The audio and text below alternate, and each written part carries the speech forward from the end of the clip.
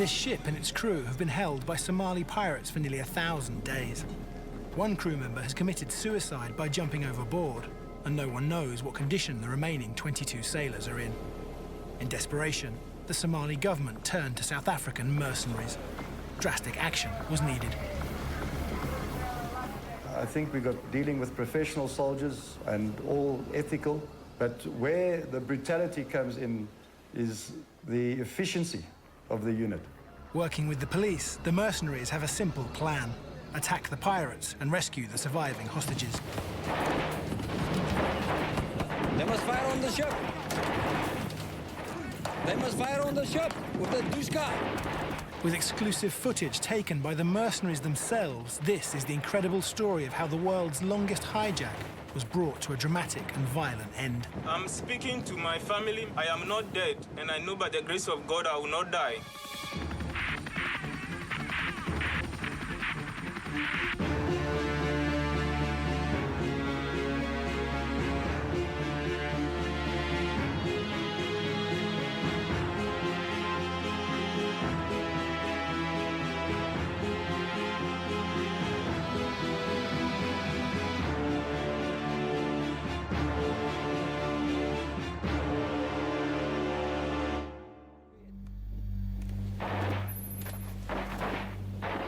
It's the 10th of December 2012, and the Iceberg 1 is out of fuel and run aground since September 2011.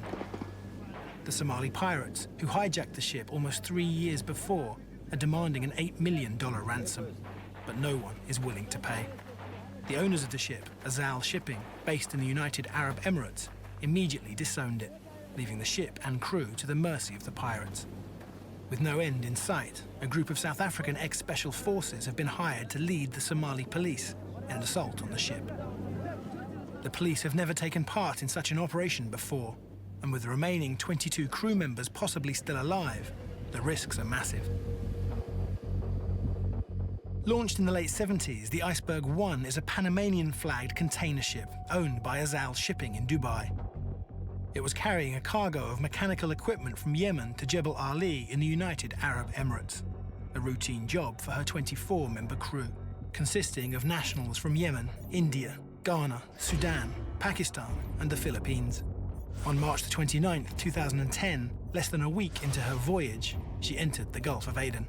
The Gulf of Aden was the main route that ships took, either going into or coming out of the entrance to the Red Sea, which then led on to the Suez Canal. In any 1 year, there will be in excess of 20,000 ships passing through the Gulf of Aden. Only 10 nautical miles away from the port of Aden, she was hijacked by Somali pirates. Using small fiberglass skiffs launched from a mothership, they quickly approached the Iceberg 1, attacking it with bullets and rocket-propelled grenades for 30 minutes before storming on board. Unarmed, the crew was powerless to fight back. They only just had time to make desperate phone calls home. In footage shot by the pirates themselves, the crew, led by 72-year-old Captain Ali Saleh from Yemen, are petrified. This is the nightmare facing any crew sailing close to the Gulf of Aden. It's pretty simple stuff. They've got enough equipment and weapons that they can sufficiently frighten an unarmed ship, and the guy's got no choice. They're not soldiers, they're not kitted out to fight. Skipper has to surrender, guys come on board, and then they start the ransom procedure. Since the start of the Somalian Civil War in 1991, the country has been lawless and directionless, with 19 different governments attempting to assert control. In 1993, the United States tried to intervene, but the incident, that would later become known as Black Hawk Down, saw 18 US soldiers killed, 73 injured, and effectively ended any further appetite for intervention. The anarchy and gang violence which followed created the ideal breeding ground for piracy.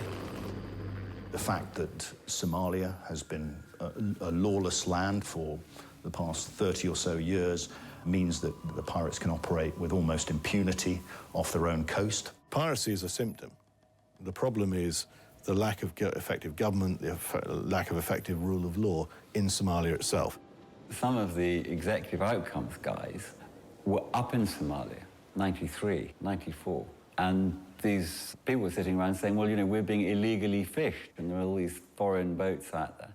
So the guys said, oh, no, well, this is simple. What you do is you go out there and arrest the boats, and then you kind of ransom them back to their owners because they were illegally fishing. And the Somalis said, oh, that's a really good idea. We're going to try that. They started an industry.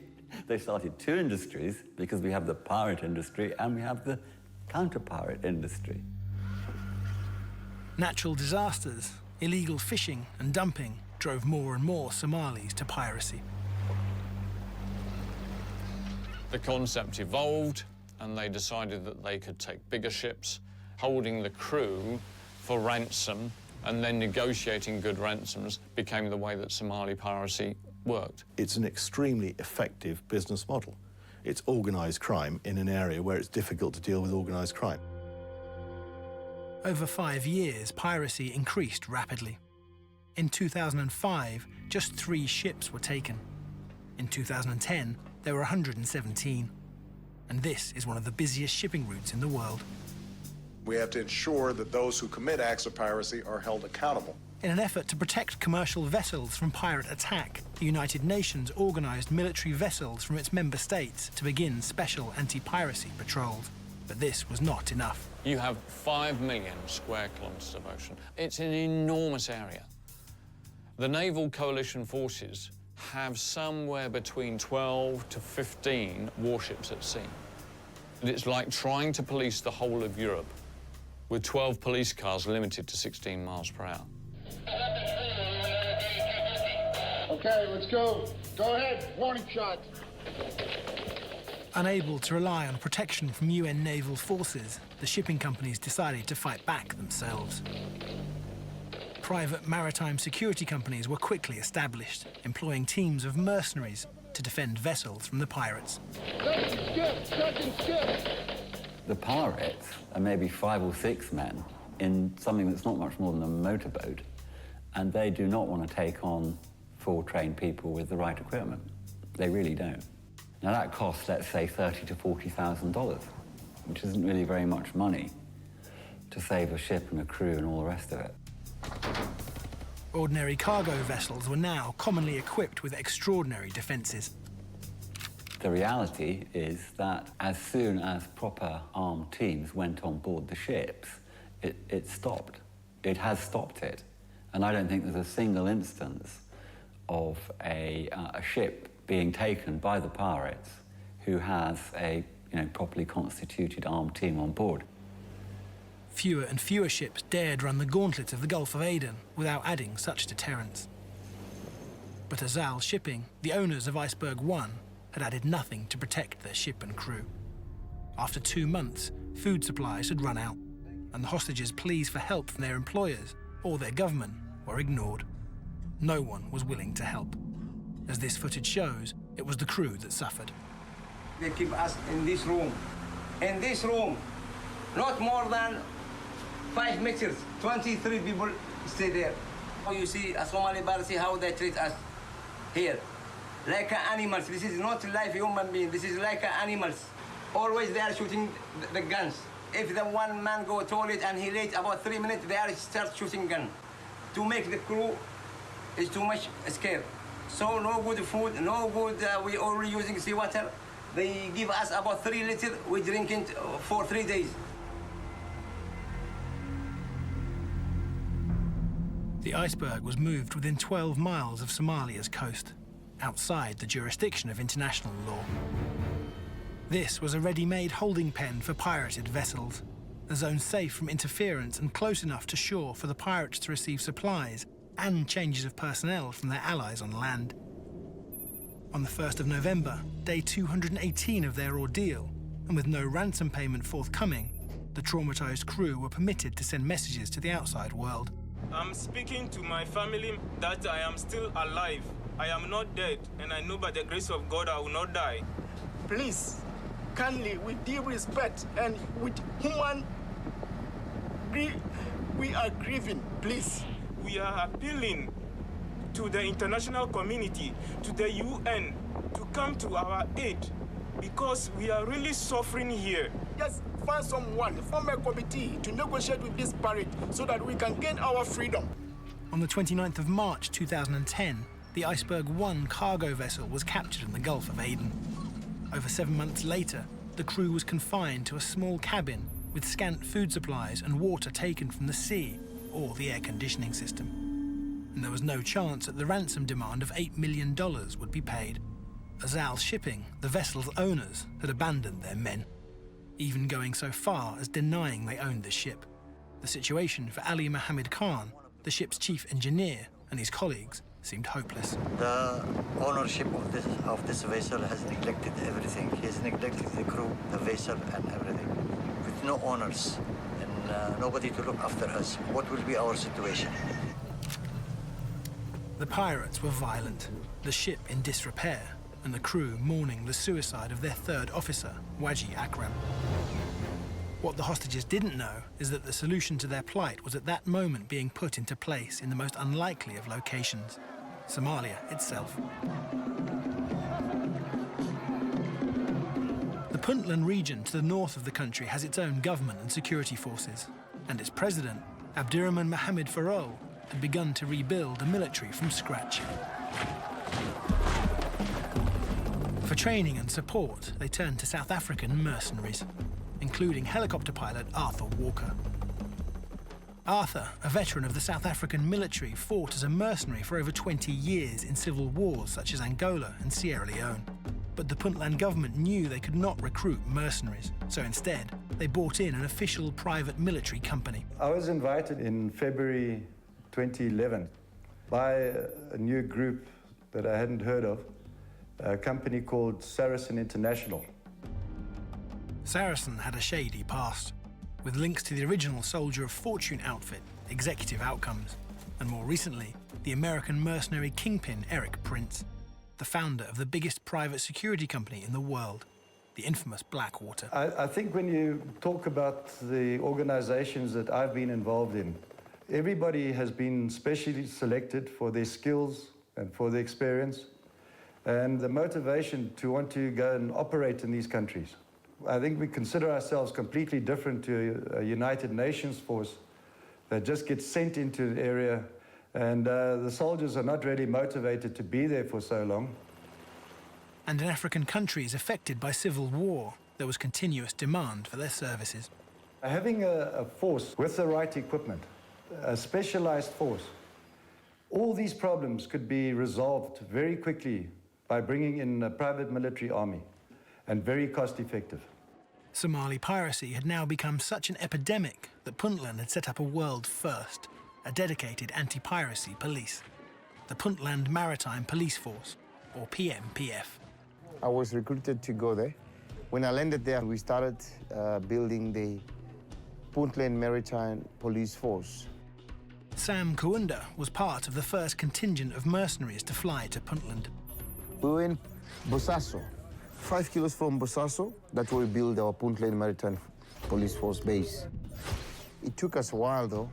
It took us 6 months to complete the whole wall and get set up and put in all the trucks. With the base completed, a shipment of trucks, containers and military equipment arrived, donated by the United Arab Emirates, a visible sign to the local population that the PMPF had the support of international governments. Although these supplies would be essential, it was the Somali recruits themselves that the operation hinged on. They were so slim, you know, it's hard because they were slim. You can see these people, if we train them like the way I would train, you kill them. But we use our skills, though, to take care of them and use our skills and train them slowly but sure, feeding them nice to become strong, and we start training them. By the time we left, they were professional. This was a serious and concentrated effort by Somalia to combat the humiliating hijackings taking place along its shoreline. Hijacking had even spread beyond cargo vessels or oil tankers. In 2010, a Danish family, the Johanssons, were sailing around the world in a 40-foot yacht when they were attacked by pirates in the Indian Ocean. It was held for 7 months before being released for $1 million. The Johanssons were the victims of an influential pirate warlord by the name of Issi Ulux. Ulux had a well-armed militia of over 70 men and was one of the most well-known pirate leaders operating in Somalia. The PMPF knew that Ulux would be a significant scalp. They had information telling them he and his men were camped in the town of Bali Didin, deep within the Horn of Africa. With the few roads being too dangerous to consider in pirate country, they turned to Arthur Walker to fly over the town. With him, fellow South African mercenary Rolf van Heeden. Van Heeden served in the secretive Civil Cooperation Bureau, a state-sponsored assassination squad during South Africa's apartheid era. After the handover of power to the ANC, he found freelance work during the civil wars in Angola and Sierra Leone with the notorious Executive Outcomes, before being recruited by Saracen International on behalf of the Puntland government. He set up this whole Puntland police operation and controlled it from the top, quietly, discreetly, very effectively, disciplined, and got the results he was looking for.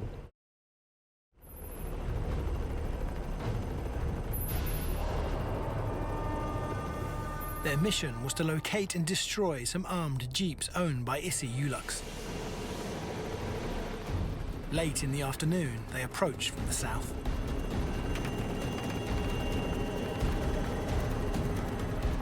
Unable to identify the compound, they swung around and approached again from the north.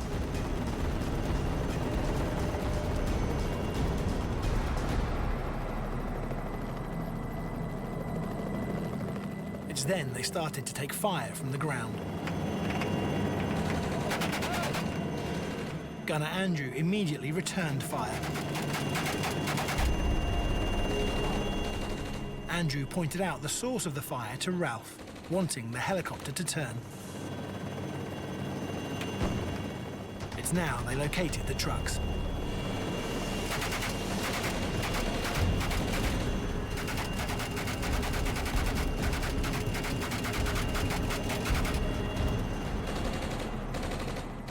A private military company, particularly the ones that I've been involved in, there's none of this gung-ho, brutal, it doesn't happen. I think we got dealing with professional soldiers and all ethical, but where the brutality comes in is the efficiency of the unit. That when the target has been identified, the planning is done, the logistics is completed, briefing's done, training done, and they strike. And they strike hard.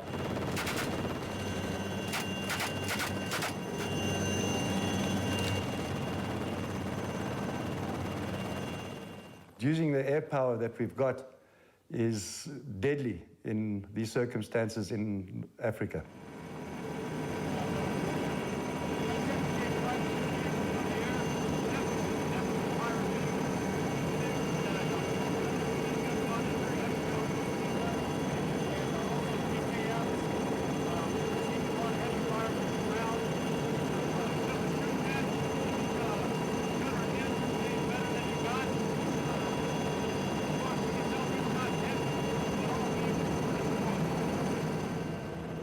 Some reports state that one pirate was killed during this mission.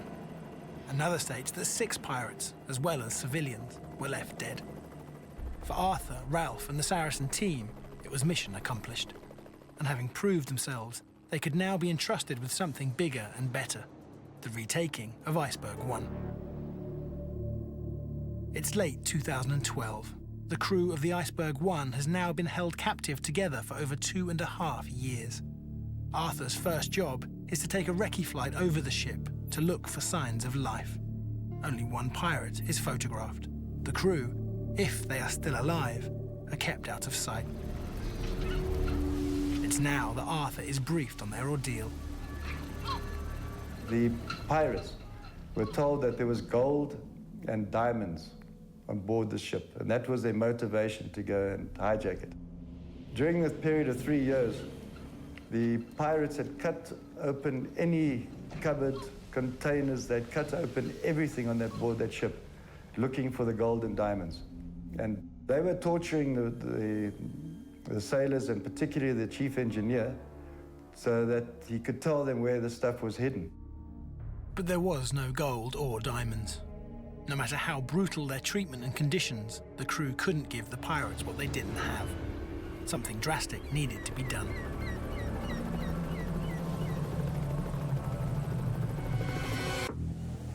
On the coast of Somalia, South African mercenaries have joined forces with the Puntland Maritime Police Force to free hostages held captive for 33 months on board the Iceberg 1. They are preparing to attack with the same fiberglass skiffs the pirates used. This is the first time a pirated vessel would be attacked by skiff. They are learning on the job. They will soon discover that these craft are precarious, difficult to control, and don't take well to rough conditions. For the first sea-based operation the PMPF are to undertake, this is uncharted territory, and no one can predict the outcome.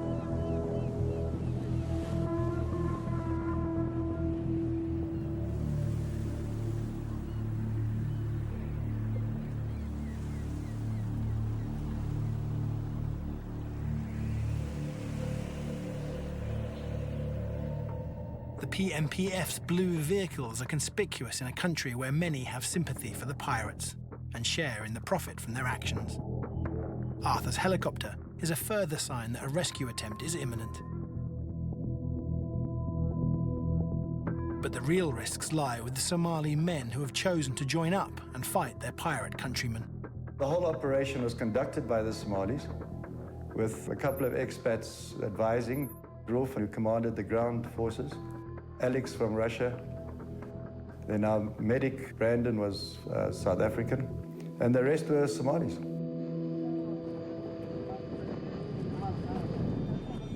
It's 5:30 a.m. and within sight of the Iceberg 1, the men of the PMPF now have to put all they have learnt into practice. The pirates on board the Iceberg were holed up in the bridge, and we weren't sure of where the hostages were being kept. Or whether they are even on board at all. So the skiff is still here.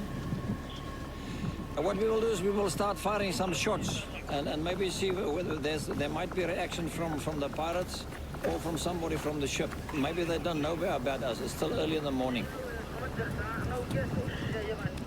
Rolf van Heeden, commander of the operation, takes us through their intentions on the first morning. It's still early in the morning. It's prior to 6, still not 8 hours yet, but our troops are in position. Are both skiffs there? Yes. Both skiffs. With us, we had 3 Dushka, which is your 12.7 caliber, mounted on the back of the Land Cruiser vehicles. And we also had the light machine gun, the PKM, which is a 7.62. If they're going to maintain the element of surprise, they need to act fast. I think we must fire a RPG. Airburst, just airburst.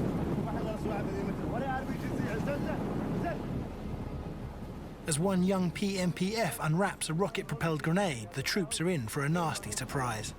The pirates are awake and waiting. The tracer fire lights up the morning sky. The bullets strike the shore centimeters from the troops' legs, sending them scattering. The South African commander knows exactly what they must do. They must fire on the ship. They must fire on the ship with the Dushka. Hey, fire on Dushka on the ship. The Dushka machine gun has jammed. Suddenly, the PMPF's lack of experience and training has them all badly exposed.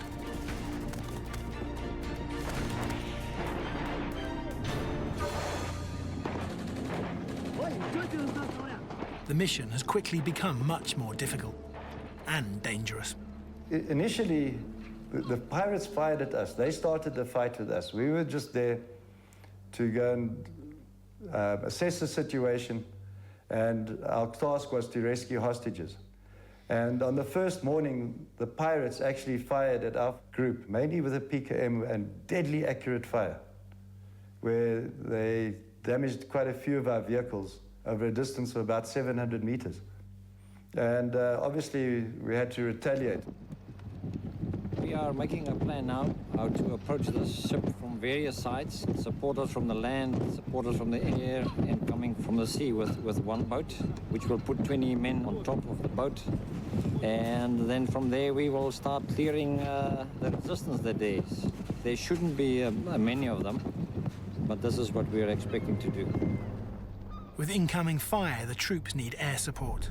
And this is where Arthur Walker is in his element. He takes a recce flight in an old Alouette helicopter over the ship and decides to remind the pirates that entering into a firefight is to play a dangerous game. Oh, it's just an absolutely enormous difference. Anyone trying to do anything, I think, on foot becomes dreadfully aware of their vulnerability the moment they know there's something up there, even if, actually, that aircraft can't see them and can't, in fact, interdict them. It's a sort of it's a psychological thing as much as anything else. So it's a massive multiplier. Returning to the coast, these photos show the amount of ammunition fired on the Iceberg, and the South Africans are happy. Yeah, it's a tough day. Things were not 100% correct, but still, the heart was there, the drive was there, and I think it went extremely well. The pirates' fire is so accurate the troops have moved their base to higher ground, out of sight and out of range. So we came to this high ground, and it's actually just a few dunes. So we unloaded, the troops are resting, cleaning weapons, and the troops are tired. Look at this guy, he's sleeping. The PMPF and South Africans have to reassess what they hoped would be a far simpler mission. As a mark of how they underestimated the pirates, they're also low on ammunition. And we are running out of ammunition. We will be sending the helicopter to Isle and see if they can do some replenishment.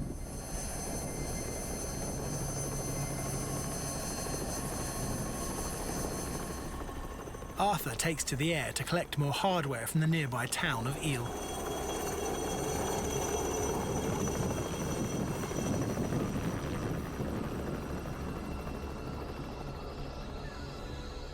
Within 2 hours, he is back with more PKM machine guns, bullets, and a new barrel for the jammed and melted Dushka.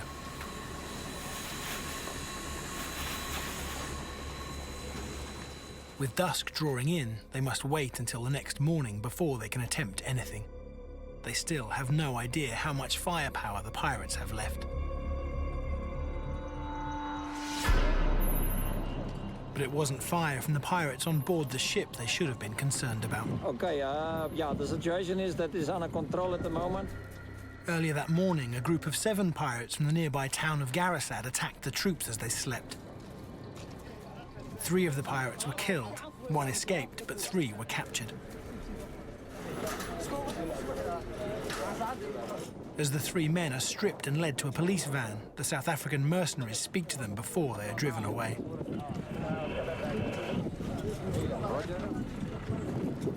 What's your name? Abakim. Again? Abakim. Abakim. What's your name?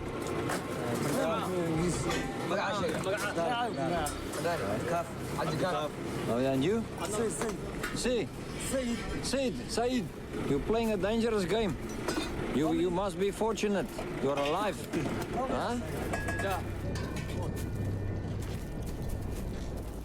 With plenty of weaponry, the PMPF decide to launch an all-out assault on the Iceberg 1. With the hostages still on board, they open fire with everything they have, spraying the Iceberg with heavy machine gun fire. The pirates didn't fire back, but nor did they surrender.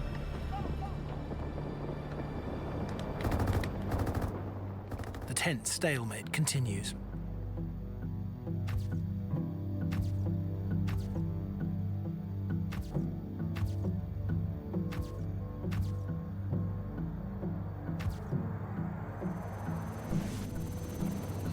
Late in the afternoon, and still without any response, Arthur Walker takes to the air to get a better look.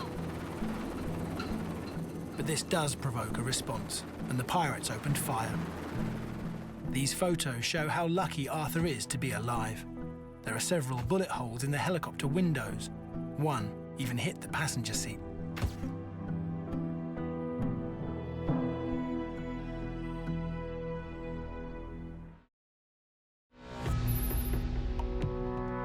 The troops and South Africans knew that waiting was no longer an option. Snipers were brought forward to try and take out some of the pirates.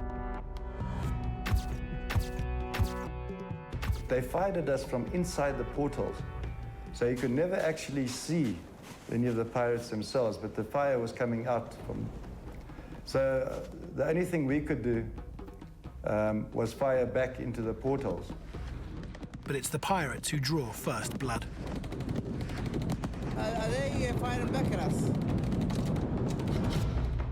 From their well-concealed positions and from a distance of 700 meters, they managed to shoot 3 PMPF, all of whom survived.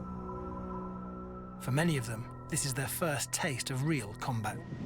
Was this type of operation ever done before in Somalia, in Africa? No. This is the first time.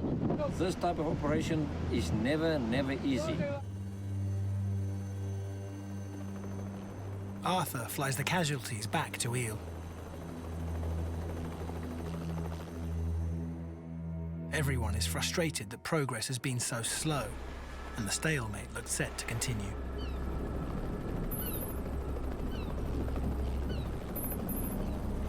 Then word from on board the ship gives the mercenaries and the PMPF all the clearance they need. We had communication, cell phone communication, with the pirates, but via their sponsors or their investors. And the initial reaction was that they were going to fight to the death. They didn't care what happened to them, but they were going to fight to the death before they released any of these hostages. That was exactly the message, and that's why we were not too concerned about eventually bombarding them. They launch an all-out assault from the beach and air, and the Iceberg is pelted with the full force of the troops' arsenal. The intention was to put 5 to 10 of our soldiers to climb up on board and board the ship, but under fire or covering fire from the land and from the air. We had a single PKM machine gun on the Alouette. It's very difficult, if you're on the ground, to try and counter a helicopter gunship firing at you. He's more mobile, he's got you in his sights, you're firing up at him. That's inaccurate, you're going to get hit, there's no question. In what looked like a desperate move, the PMPF approached the ship on 3 skiffs. The pirates fire wildly, determined not to let the troops near them. Bullets land perilously close to the tiny, unarmored boat. But the PMPF keeps speeding forward.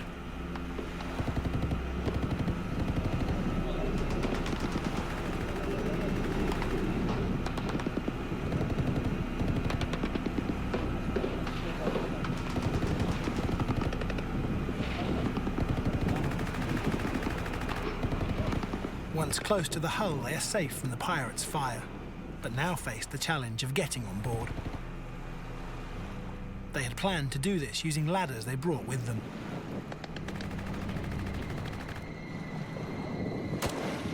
From the beach, a South African mercenary has spotted movement on the deck, but that's not the only problem. Is the ladder not long enough? But the sea conditions were very rough, and initially we couldn't get the length of the ladder right to hook onto the railings. Totally unaware that the ladder was too short, a second skiff makes the charge for the Iceberg's hull. But the rough waters cause one of the troops to be thrown overboard, exposed to enemy fire. All the troops on the beach can do is fire desperately at the portholes, trying to offer support.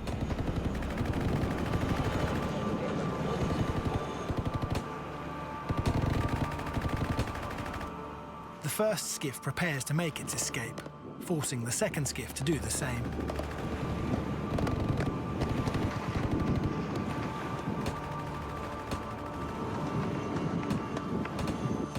Bullets continue to hit the water all around them. All 3 skiffs retreat, but not without loss. One of the PMPF troops has been hit and killed, the first fatality the PMPF have suffered. And they are still no closer to freeing the hostages. On the coast of Somalia, the newly established Puntland Maritime Police Force is doing battle with a pirate force on board the cargo ship Iceberg 1 in a bid to free the 22 hostages on board. To help them, they've called upon legendary helicopter pilot Arthur Walker and a team of South African mercenaries. We found that the effectiveness, we weren't doing anything dramatic to the pirates. So we decided to bring in a heavier caliber missile. The Soviet-built B-10 recoilless rifle is a weapon that can certainly penetrate the ship's steel. And although it has a range of over 4,000 meters, its effective accuracy is only 400. It was also missing its sights. Deciding to aim through the breach, the PMPF decided the Iceberg 1 was a big enough target. Ultimately, they managed to find a B-10 rocket launcher, or recoilless rifle. It's about 100 millimeter caliber, and that managed to make a few holes, through the thick steel of the bridgehead. At 7 foot long, this anti-tank weapon will have no problem penetrating a cargo ship. Photographs taken later show how one of the shells fired from the B-10 went straight through the thick steel walls of the ship. Finally, the pirates' resolve is broken. Terrified, some of them attempt to flee in their skiffs. But after taking fire from Arthur, one sinks and the pirates are forced back to the ship. They hadn't received any supplies of fresh water and food, so they started, feeding the pinch. Also, they were used to getting their daily cut, which is a mild narcotic that they chew. So after 12 days, we basically starved them out, and eventually they decided to succumb. And we exchanged the first 2 hostages who were wounded or very badly in bad health. And we exchanged the first 2 for a bag of sugar and some tea. So we sent a boat in, and they lowered the 2 hostages down the ladder.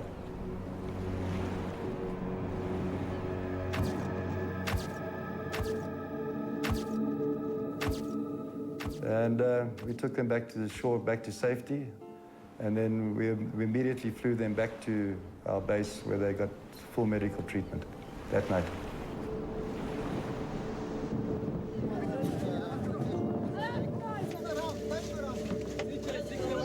Welcome to freedom. Thank you.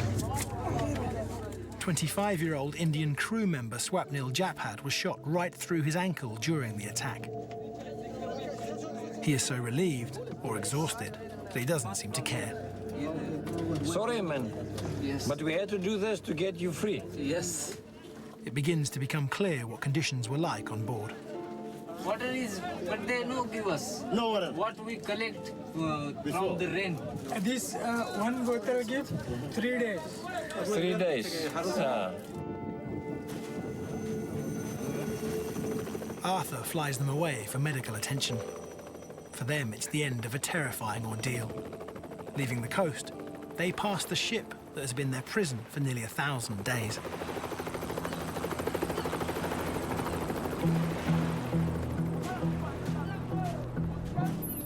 The pirates know they can't compete with the 2 recoilless rifles, and they are now ready to surrender. Representatives of the pirates, elders and tribal leaders meet the PMPF on the beach to negotiate. This is the crazy thing about the piracy in Somalia. The investors actually had communication with the pirates on board, plus the pirates that were in the area, in the nearest town there. And they in turn would phone our police commissioner. And so we had a full circle of communication directly with the pirates. One of the negotiators is father to 2 of the pirates.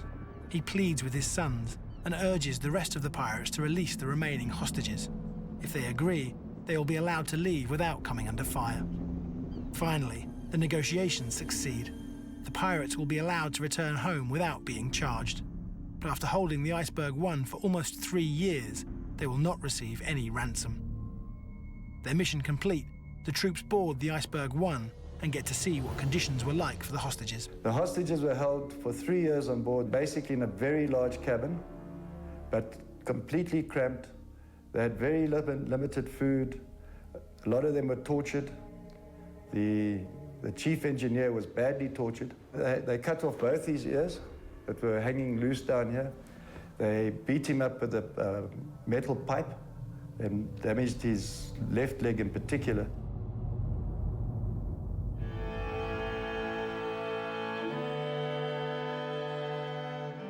The hostages, free at last, are overcome with emotion. It was the most amazing thing that after 3 years of confinement, they looked generally in good condition, fair health, and it just goes to show that the mentality of these sailors and their self-discipline, how they managed to preserve themselves and keep themselves in the best condition that they did.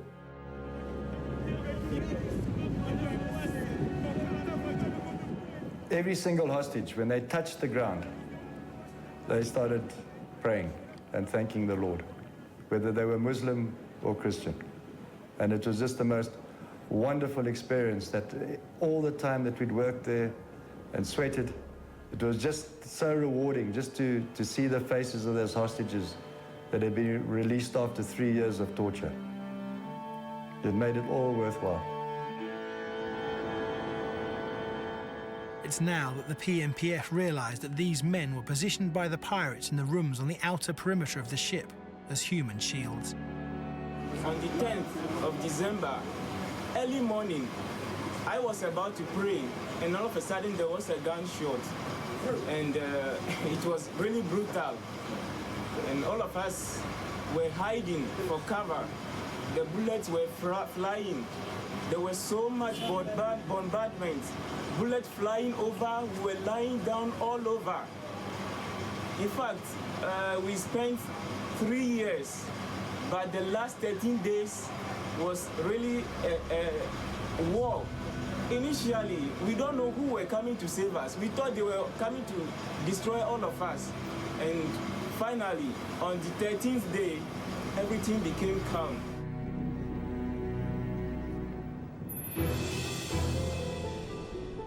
This is the end of a brutal ordeal for these men. They were saved by a novice Somali force tackling a problem that has blighted their country for years. And they were guided by battle-hardened South African mercenaries whose actions defied their reputations.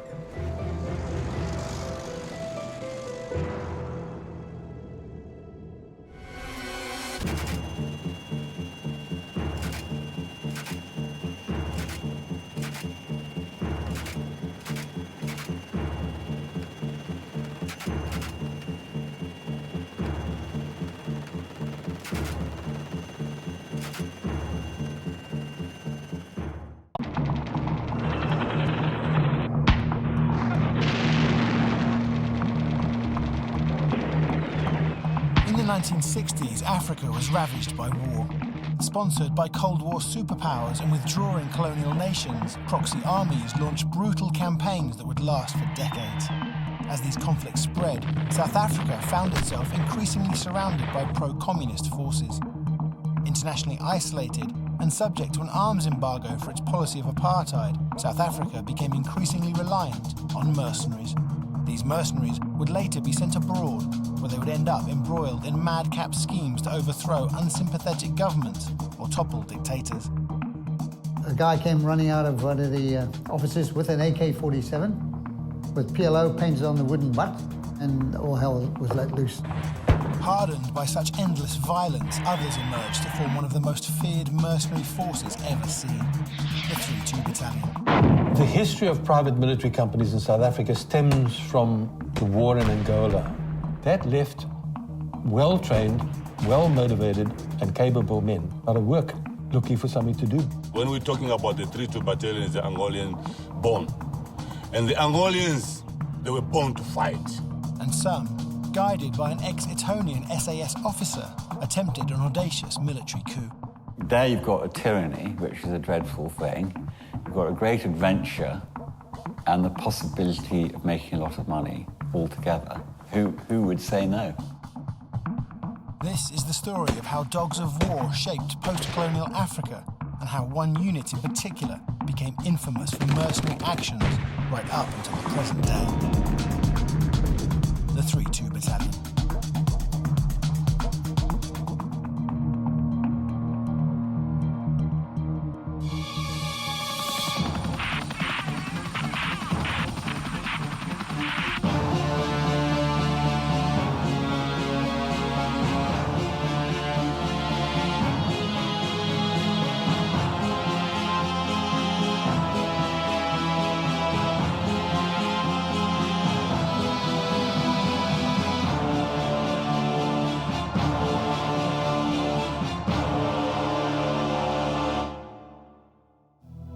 2004, ex-32 Battalion members attempted to topple the government of President Teodoro Obiang Nguema Basogo of Equatorial Guinea. The Wonga Coup, as it became known, the attempt to depose President Obiang in Equatorial Guinea, was to put in someone who was acceptable not just to some Western states, but also would have been very useful for the PMCs who were trying to carry out the coup there.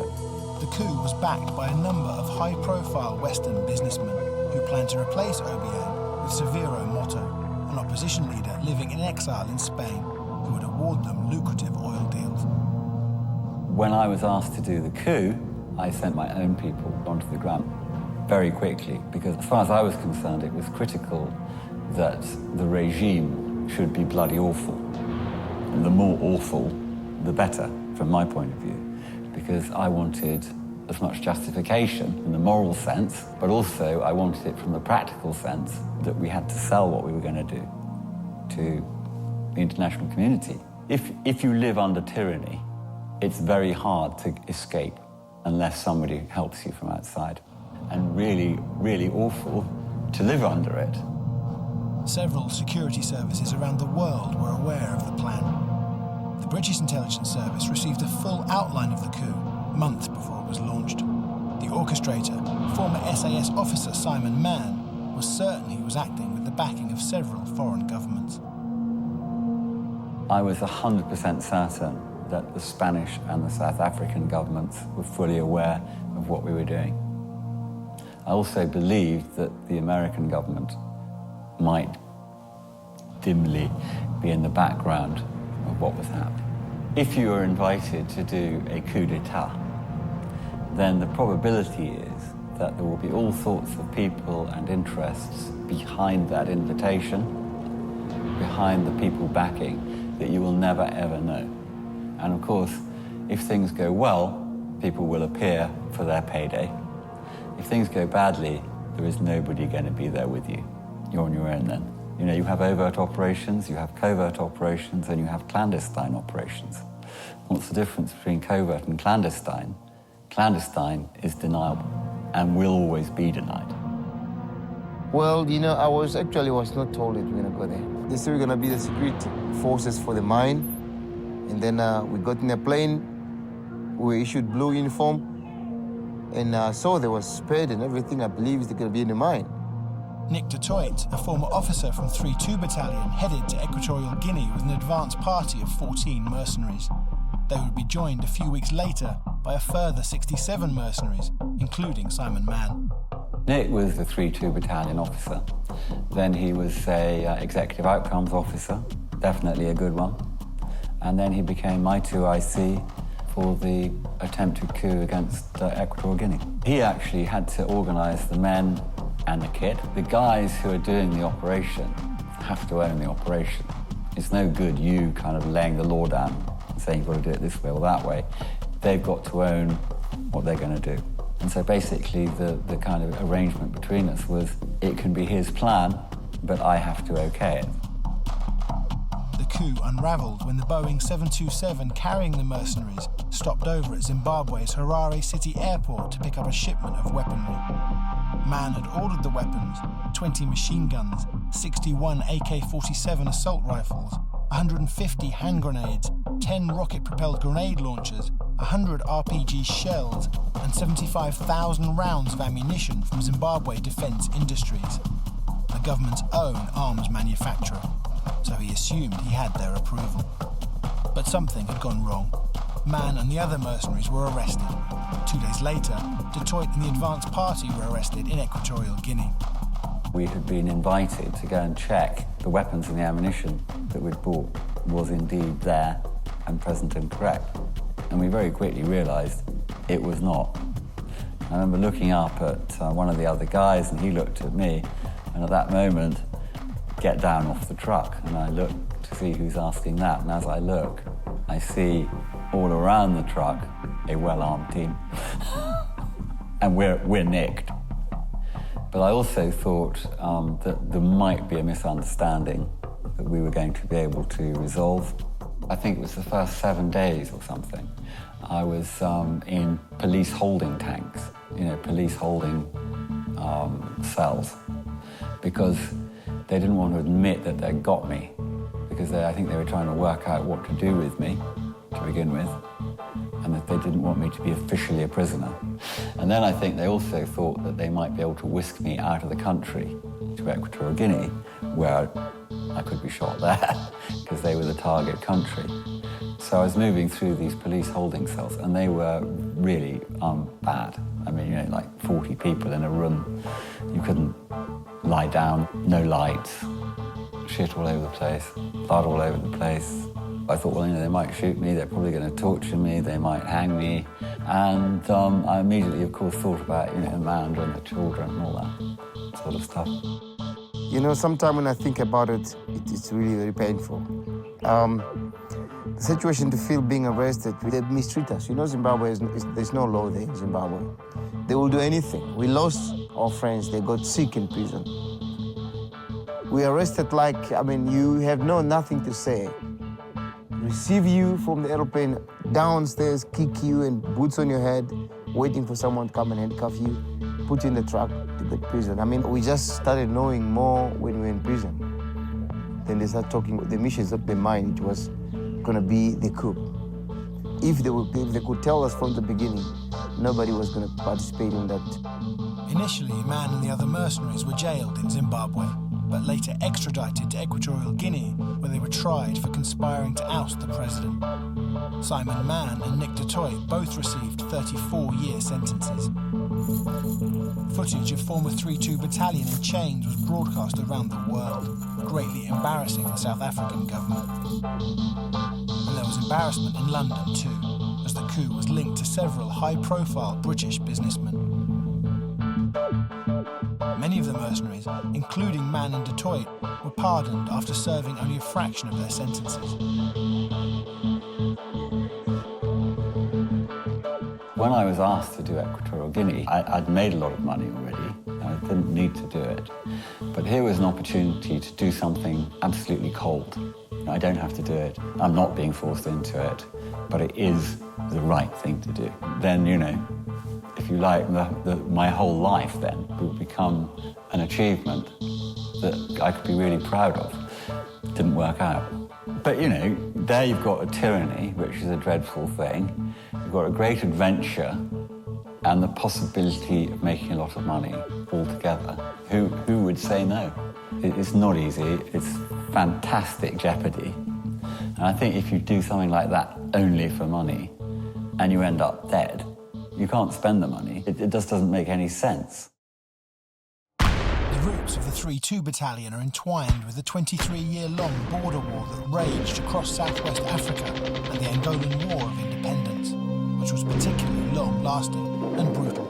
The roots of the war go back into a freedom struggle. There were several different guerrilla outfits who were all fighting against the Portuguese occupation.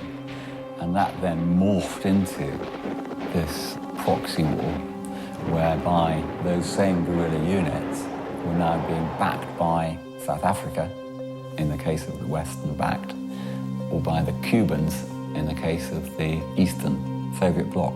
They were fighting that war from about 1965 onwards, unbelievable and huge suffering.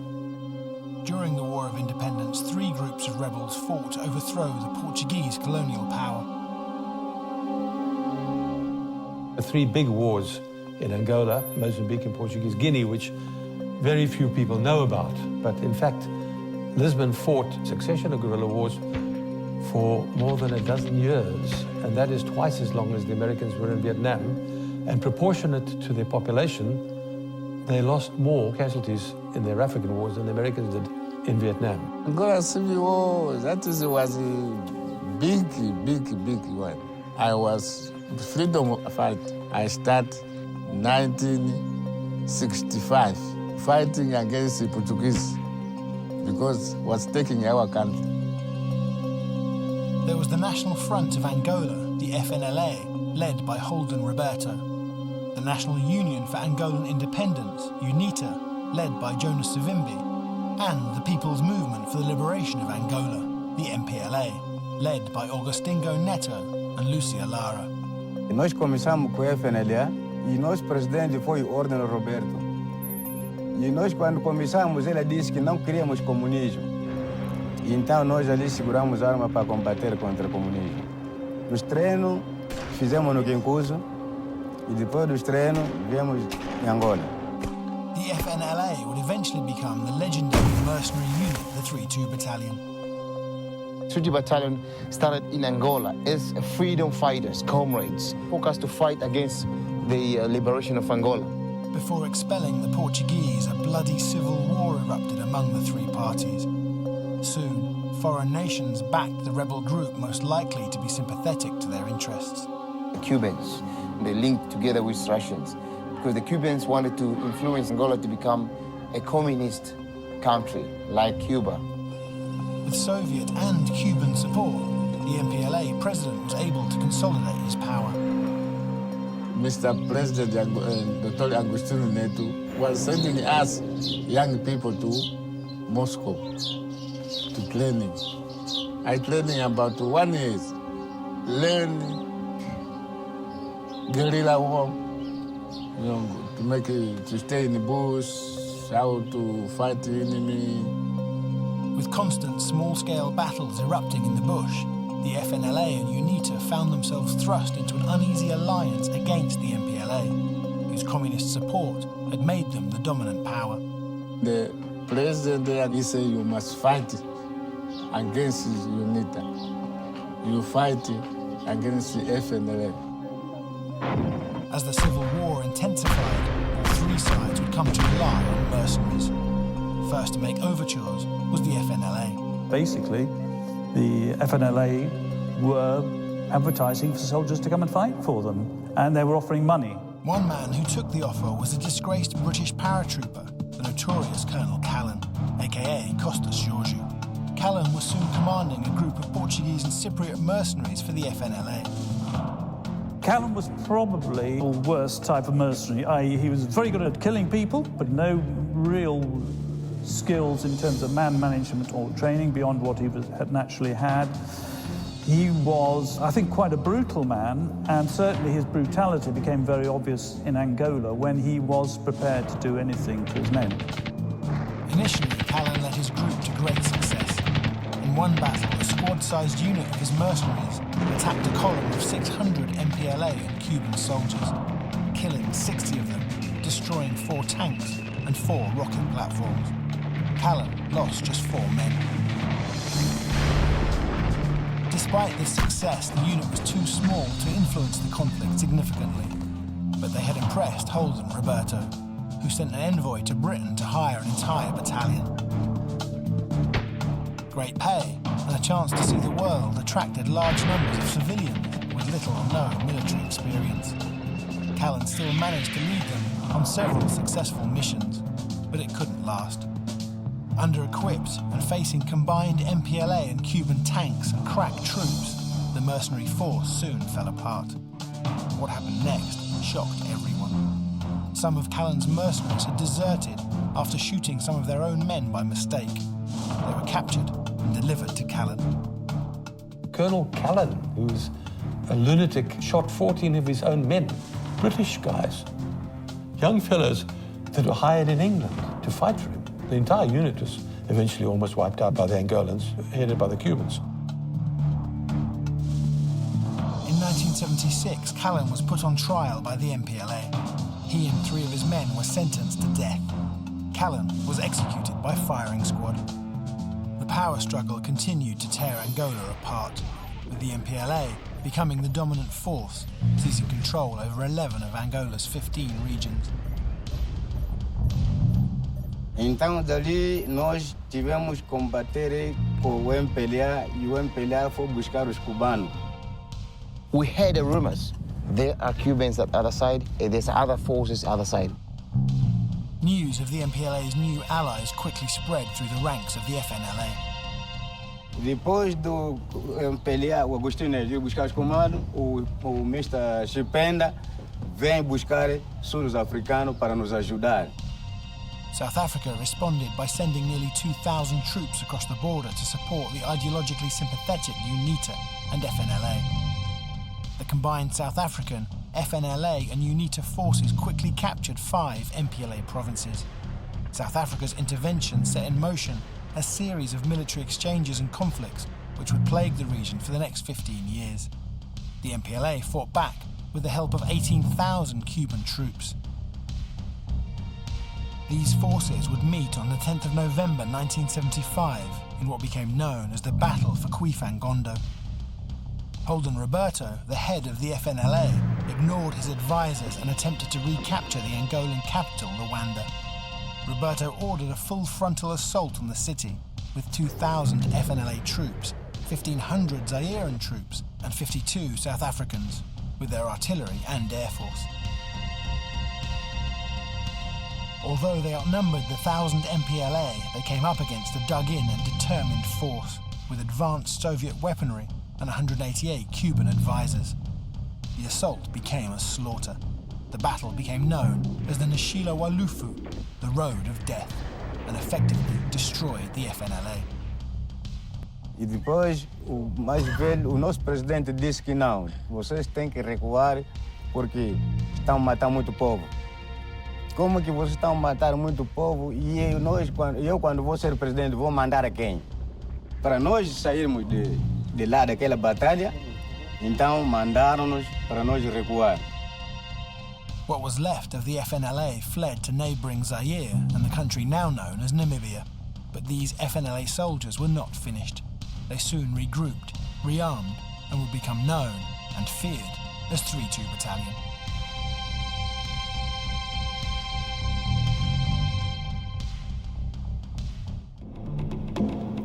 It's 1975, and one of the rebel armies in Angola's long-running civil war has fled to southwest Africa, battered and bruised. But this was not their end. They were met by the South African Defence Force and hired to act as a buffer in southern Angola. Colonel Jan Breitenberg was tasked with transforming the surviving troops into a counter-insurgency force known as 3-2 Battalion. 3-2 Battalion were a bunch of Angolan guys recruited by the South African Defence Force as a kind of local force during the Angolan War. So they were Angolans recruited and paid to fight Angolans. They certainly have a hell of a reputation. They were very ruthless, very effective. Now armed and disciplined, they were once again ready to return to Angola and to battle. A nossa força é de ir mais combater contra os cubanos com muita força. Tunakalwajita a verdade do comunismo na África. Ni futi ya hazi na kanita ngo 32 angolano kana lula contra comunismo kana lula democracia. The battalion's motto became Proelio Procusi, or forged in battle, reflecting their military past. The battalion consisted of 600 riflemen split into 6 companies, a recce wing and a support company. Each company was led by South African officers and by non-commissioned officers from Rhodesia, Portugal, Australia and the United States. Deployed in small groups, the 3-2 Battalion would operate for weeks on end to disrupt and clear enemy activity. The existence of the battalion was kept secret even within the South African Defence Force for many years. The troops would go into Angola with unmarked equipment, giving the South African government plausible deniability should any member of the force be captured. Without the 3-2 Battalion before, the South African Defence Force was so weak. Then after, when they decided to put the Angolans in their military, they had good training from before in Angola, then South Africans Defence Force training that made them special. On the 25th of November 1981, South Africa allegedly backed one of the most daring coups of the entire Cold War with the support of the US. They enlisted 51 mercenaries to topple Seychelles President Frans Albert Rene, who was suspected of having Soviet sympathies, and restore his deposed predecessor, James Mansham. The unit was under the command of Mad Mike Hoare, the legendary Irish mercenary who had carved out a formidable reputation fighting in the Congo. I was approached by Mike Hoare and saying he had a little operation on the go, was available. Well, the whole thing was that we were actually going to work with the Seychelles, who wanted Rene out They never voted him in. He'd seized power using 200 troops from Tanzania who were still on the island, and in fact they were garrisoning the whole place. They had a barracks at the end of the runway. We were flying in as a charity group, once we were familiar with the whole island, then meeting up with the Seychelles, and we would seize the armory. That was the whole idea, to get extra weapons. And the Seychelles movement would be on standby, and they would move in, and they would do it, and we would assist them. And we had wristbands to identify ourselves and firefight, know who's who. And it was obviously intended to be a bloodless coup. The plan was simple, but there was trouble as soon as they landed. When we were going through customs, then the guys searched the guy's handbag, one of our guys, and discovered that the mercenary had a AK in the false bottom of his luggage. I went out to warn the guys. The Seychelles guy came running out of one of the offices with an AK-47, and then all hell was let loose. We had the airport within a few minutes. There was a group sent to the barracks at the end of the runway to overrun the barracks, and we got there, and that was defended. There was a bit of a firefight there. Although Mike Hoare and his men had taken the airport, they weren't able to stop aircraft trying to land.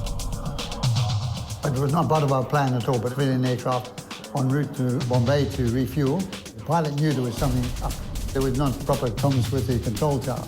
And what happened was he was in a holding pattern for 50 minutes, flying around, trying to figure out what was happening ground to get permission to land. And we stood there watching this plane. And Mike Hoare said, I hope this plane's not going to land. Anyway, eventually he ran out of fuel. The Tanzanian troops believed the plane carried further mercenary reinforcements. The garrison assumed that this probably was reinforcements for the group already on the ground. And to give them their due, they fired red flares at the plane to turn it around. And they ignored the red flares and they came in. Then they opened up with a 12.7. You could see the tracer lines coming at the aircraft. What we didn't know was that Tanzanians had driven down the runway and parked a truck to stop the plane landing. When the pilot came in, he was running out of runway. He clipped the one truck and knocked the flap off the plane. And we knew nothing about this. We couldn't see it because 1,000 meters long, whatever. Eventually, taxis around, he came in. The pilot eventually agreed to fly the mercenaries wherever they wanted to go, so long as they got the plane and passengers out of Equatorial Guinea alive. But before they could take off, they needed to refuel. I personally went down with 2 Seychelles to refuel the aircraft, and he asked me to sign a receipt for the fuel, which I did. I put Lieutenant General Mickey Mouse, give it to Rene in the morning. Anyway, prior to taking off, we said we'd try and negotiate a ceasefire with Rene. We managed to get through to him on the phone, and we said permission for this aircraft to take off with these passengers, and he would agree to the ceasefire. 45 of Hoare's mercenaries escaped aboard an Air India jet that was flown to Durban. 1 mercenary had died, and 6 were left behind. 4 of the 6 were sentenced to death. 1 was sentenced to 20 years imprisonment, and the other 10. But after negotiations, all were eventually returned to South Africa in mid-1983. The failure of the coup would tarnish the reputations of both the US and South Africa. Back along the Angolan border, 3-2 Battalion continued to perform successfully. In 1986, the MPLA attempted to totally destroy the UNITA forces once and for all. A 10,000-strong MPLA force led by Soviet officers and supported by 15,000 Cubans launched Operation Greeting October and began pushing into UNITA-held territory. Initially, they succeeded in forcing UNITA into a retreat, but when they got to the River Lomba, UNITA decided to make a stand, and alongside them was the South African military and 3-2 Battalion. If you see the MPLA, they used to send them to Cuba, receive the training. Some send them to Soviet, Russia. But when they came back, remember that Africa is Africa. Only African can conquer another African. That's the trick that you remember. The MPLA was good, but not good to the standard that we were training hard, and we knew. And the reason why we used to beat him, because it's our homeboys, in our home families. We know each other, we speak the same language. Do curte carnaval, é nós mesmo como somos strong. Ok, exemplo, lhe fala assim, né? Tenho abrigos assim. Tá vendo? Esta aqui é o inimigo, hein? Aqui temos que fazer tiros para entrar nesse buraco. Nós temos que entrar ali. You must be power to go in until to take all those people out, and then you must win in the place. I mean, you had the South African army on the ground. I mean, there was a tank battle, which you can see today. I mean, the tanks are still there, of a Second World War scale, with hundreds of tanks, heavy artillery, massed air attacks, etc., etc. This is it was a full-on war. Vencemos porque nós também temos os tanques, eles também têm os tanques, mas nós temos mais tática do que os gajos, por isso nós vencemos. A nossa tática que foi assim, eles estão a vir assim, e nós manda um grupo aqui atrás, tá vendo, né? Como vocês querem vencer, eles estão a vir assim, eles só dão por conta que ali. Agora aqui também tem outros, como dizia que, já que eles são, como dizemos, que espécie é o REC, como esse jeito. Fierce fighting ensued, and the MPLA was soon taking heavy losses. Their Soviet advisors then withdrew, leaving the MPLA without leadership. The South African Defence Forces and UNITA launched a counter-offensive called Operation Hooper. Agora, esse que está aqui é que tem que dar o ângulo, vocês que estão ali para mandar, para vocês vencerem essa pessoa, porque tem que ver lá uma pessoa, como Reg, é Reg o nome dele, daquele grupo. Ele tem que observar isso, ele dá o ângulo, para vocês meterem bem as bombas ali, para vocês poderem vencer. On the 3rd of October 1986, the South African Defence Force annihilated a battalion of MPLA troops and forced the rest to retreat back to the town of Equatorial. The town was besieged under heavy artillery fire. Without their own functioning artillery or armour, the MPLA faced being wiped out and requested immediate assistance from Cuba. Fidel Castro believed that if Quito Cuarneval fell, it would be the end for his allies in Angola. He responded by sending a further 15,000 elite Cuban soldiers. This became the largest battle in Africa since the Second World War. But neither side was able to secure a decisive victory. The arms embargo placed on South Africa in 1977 had taken effect. Its aging air force was unable to compete with the Cuban state-of-the-art MiG-23s and air defences. This forced the South African Defence Force to withdraw the majority of their forces, leaving behind small units to disrupt any enemy advance and continue the artillery barrage on Quito Cuarneval. The Cuban and Angolan forces surrounded their positions and took the initiative for the first time, but the bloody stalemate continued. South Africa's brutal border wars dragged on into the late 1980s despite massive political and financial fatigue. A rift grew between Cuba and the Soviet Union on how to deal with the continued problem presented by UNITA, led by the charismatic Western-backed Jonas Savimbi and their 3-2 Battalion allies. The Soviets once again took the lead and deployed over 1,000 advisors in an attempt to capture the town of Mavinga on the way to Jamba, the UNITA stronghold. Savimbi was once a leader who's a fearless man. Whenever there is a big target, the first attack, he want to be there present himself, to go with him in front. You never think about going to attack Jamba, because in Jamba was everything there, where Savimbi was. There was Air Force, trained his own people. There was artilleries, well set up. There was military police. There was people guarding that whole town all over, exit and entrance, everything. So for you to think about to go and attack Jamba, you will think twice, Chief, because 5 or 10 kilometers before you reach the target that you want, you will get into the walls. At Mavinga, they would face a dug-in UNITA and South African Defence Force. If I look back, if I think back, I mean, I wouldn't be surviving up to now because, 24 hours, MiGs on top, throwing bombs, infantry advancing, push to push. We push them, they push us, they push them, we push us, we push them, push us, tactic to tactics, then we become a joint venture with UNITAs to fight the MPLA. UNITA and South Africa used the greater mobility of their armoured vehicles to outmaneuver the MPLA's slower tanks. South Africa's state-of-the-art G5 long-range artillery bombarded the Soviet-led forces. Luckily, because when we become stronger forces, it took us some time.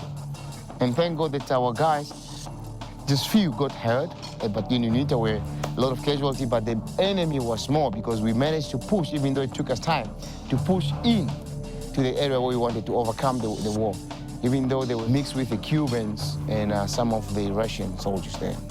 If you are currently in that situation, you know, it become like you are dreaming or half dead or what, because everything you do, it's between you and death. So the time for you to think how it's gonna be is less. So all you think is just to focus. Now, either the enemy kill me or I kill the enemy. Just to stand your ground. That's all mentality that you have in that war.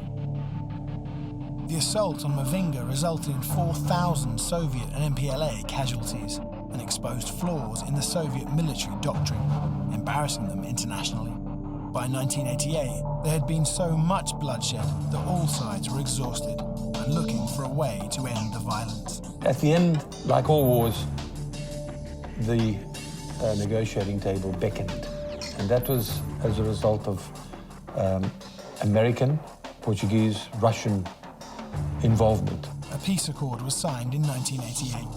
South Africa agreed to withdraw from Angola by the 1st of September and granted Southwest Africa independence. In return, the Cuban forces would withdraw. After 23 years, the conflict ended, with both sides claiming victory.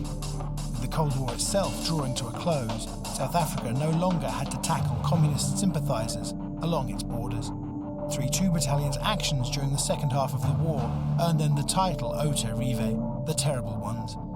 With more enemy kills than anyone else, these Angolan soldiers became one of the most highly decorated units in the South African Defence Force and were awarded with 13 honorary crew medals for bravery. The medal is being given individual by those who were bravest. You understand? And when you are bravest, let me say, for instance, you and I, we go in the battle, and you get shot, and I make sure that I don't leave you behind. I carry you, and I fought from the enemy until I'll bring you back, and you survive. That's when we got those medals. The border wars were over, but because 3-2 Battalion had fought against the side now in power, they could not return home. The apartheid regime withdrew them to the town of Pomfrey. First of all, we told, you guys all gonna move to South Africa, you're gonna have a good life. And then the time came, we jumped in the buses, then we drove all the way to Pomfrey. Pomfrey used to be asbestos mine. That's why some of our kids got infected, eye problem and heart problem because of that. They tell you, okay, you and so your number is this, then you go straight to the house that they gave you. They would serve a new role in South Africa. They were sent to put down revolts in the townships and were soon using the same tactics they had learned during years at war. The fact that predominantly black soldiers fought against anti-apartheid protesters left them hated among the majority black population. Quando aqui nós ouve tiro, só irmos lá tirar as armas daquela pessoa para entregar na polícia. Não podemos mais lutar com ele em Cataneu e Neápolis. Os nativos mesmo, os donos, o imbumbo, não gostam de nós, são brancos. Nós trabalhamos com o governo dos brancos, é por isso que eles não nos gostam. On the 8th of April 1992, 3-2 Battalion were involved in an incident where members of the public were shot and killed in Fola Park, Gauteng. The incident brought heavy criticism upon the battalion from both the African National Congress and the public. An investigation was launched, and in 1993, 3-2 Battalion was decommissioned. The message came that, listen here, now we're gonna disband this battalion to send you different places. But they're gonna be also an optional. If you want to resign, there's a package. They're gonna give you a package, then you have to resign. Because if you think you cannot fit into this government, then you're gonna take your package, you go somewhere. And a lot of them, when they heard about the money, then they resigned. They chose to get a package. And when the package came, it wasn't as they thought that's what it was gonna be. It came mostly, some of them 50,000, and some of them 20,000, some of them, well, those who are lucky one, I call it lucky, but even though it's average, 100,000. I mean, 100,000, you can't even buy a house, you understand? So the people face a severe suffering. What happened to 3-2 Battalion was happening right across the South African Defence Force. With the handover of power to the ANC, many troops felt that they had been betrayed by the very country they had fought for. How the South African people treat us, they treat us very badly. They forgot from the beginning that for them to rebellate this country, and it caused our fathers and brothers dying in our country. They had fought this long war in Angola, in Mozambique. This is the white apartheid government trying to hang on to power, and they'd been pretty rough about it. So when power began to shift from the white government to the ANC, there was a sort of rush for the lifeboats, basically. And I mean, these guys knew that their contracts were being torn up, their pensions were going to be scrapped. There was also going to be a whole truth and reconciliation process. And so they were really looking for something to do.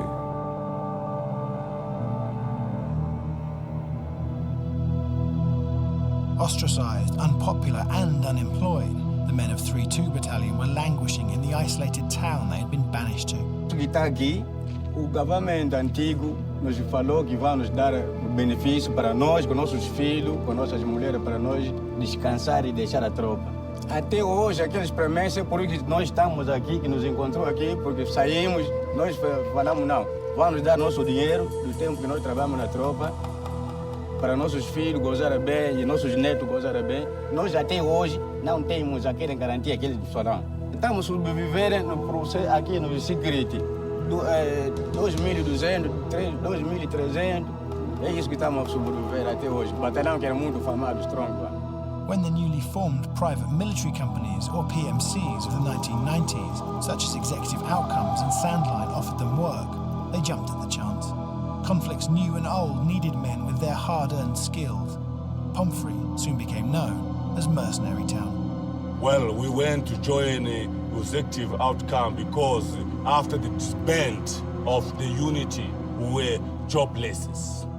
Azisendu tunakapa mukuwana muswalali wa Defense Force ya South Africa. Sendu jacho chike. Baze tunakapa ni kuwana mu executive inakapa mbike haya. Inakapa ngwe tulande yuma yesidi ize mutwana. The veterans of 3-2 Battalion would be back fighting again in Angola and then in Sierra Leone, where brutal civil wars raged. Today in South Africa, the veterans of 3-2 Battalion are largely forgotten, their reputations tarnished after years of mercenary fighting. Barely surviving on poorly paid security jobs, the men of 3-2 Battalion now lead a pitiful existence. They still call us Makwerekwe, which is refugees. Even the cops, they stop you, they ask where's your ID, you show your ID, you're South African citizen, but when they see the country of birth is Angola, and then when you give them a little bit of briefing that I was in the 3-2 Battalion, it become worse, they will tell you that you used to kill us before and during the apartheid system. But they forget. Most of them, they were trained in Angola. Who trained them is Angolan people. But they don't appreciate. Still, these things of we not belong to this country is still stinking. And Pomfret is like a cemetery. If you see the graveyard there, it's big now. Massive graveyard. Even me, if I die today, I'll be taken to bury there. My parents, family, all of them buried that place. Friends and all over from 3-2 Battalion buried there. The house is abandoned. Pomfret, it's like a graveyard. Unable to return home, but languishing in a foreign country that would rather forget that they ever existed, 3-2 Battalion face a wretched end to a once glorious military career.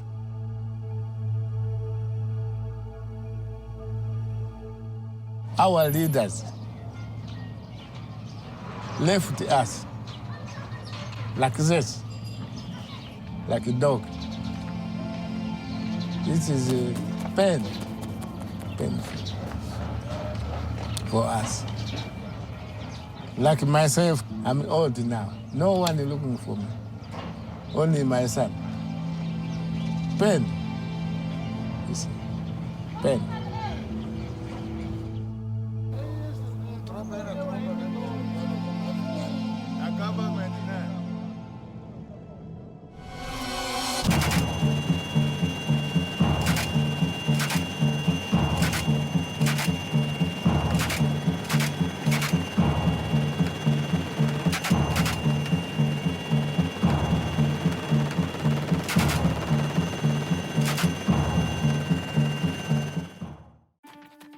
In the 1960s and 70s, Africa was a bloody battleground between Cold War rivals and their proxy armies.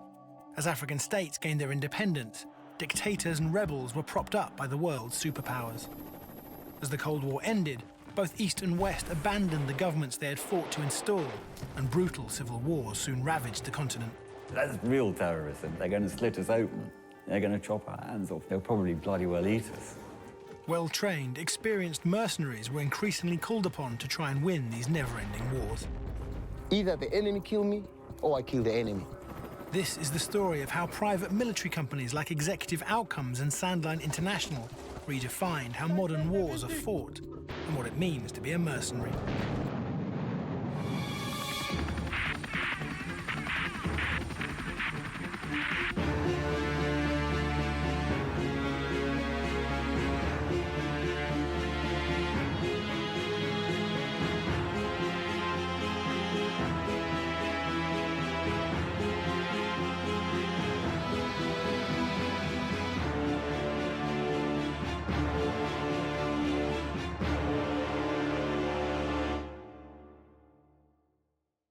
June 1960, King Baudouin of Belgium arrives in Leopoldville to grant independence to the newly created... In 1960, the Belgian Congo became the Republic of the Congo, as the country gained its independence. An autonomous state, the Belgians strike their flag and prepare to leave. On June the 30th, Patrice Lumumba became the country's first democratically elected leader. The West saw Lumumba as an ideological opponent, a socialist who would end decades of European exploitation in the Congo. The Belgian government, supported by the British and Americans, used the temporary instability afforded by the transition of power to undermine Lumumba. Lumumba turned to the Soviet Union for help. Colonel Joseph Mobutu and his military junta replaced the democratically elected government to prevent the Congo's vast resources falling into Soviet hands. Mobutu ordered the arrest of Lumumba, charging him with inciting the army into rebellion. Lumumba was captured, beaten, tortured, and put to death by firing squad. The installation of Joseph Mobutu led to a reign of terror and spectacular corruption that would last 32 years. This is a period of independence for African countries. What we see are political power struggles, and mercenaries are very much employed by the African leaders themselves, either to seize power or to stay in power. In 1964, an uprising known as the Simba Rebellion swept across the Congo.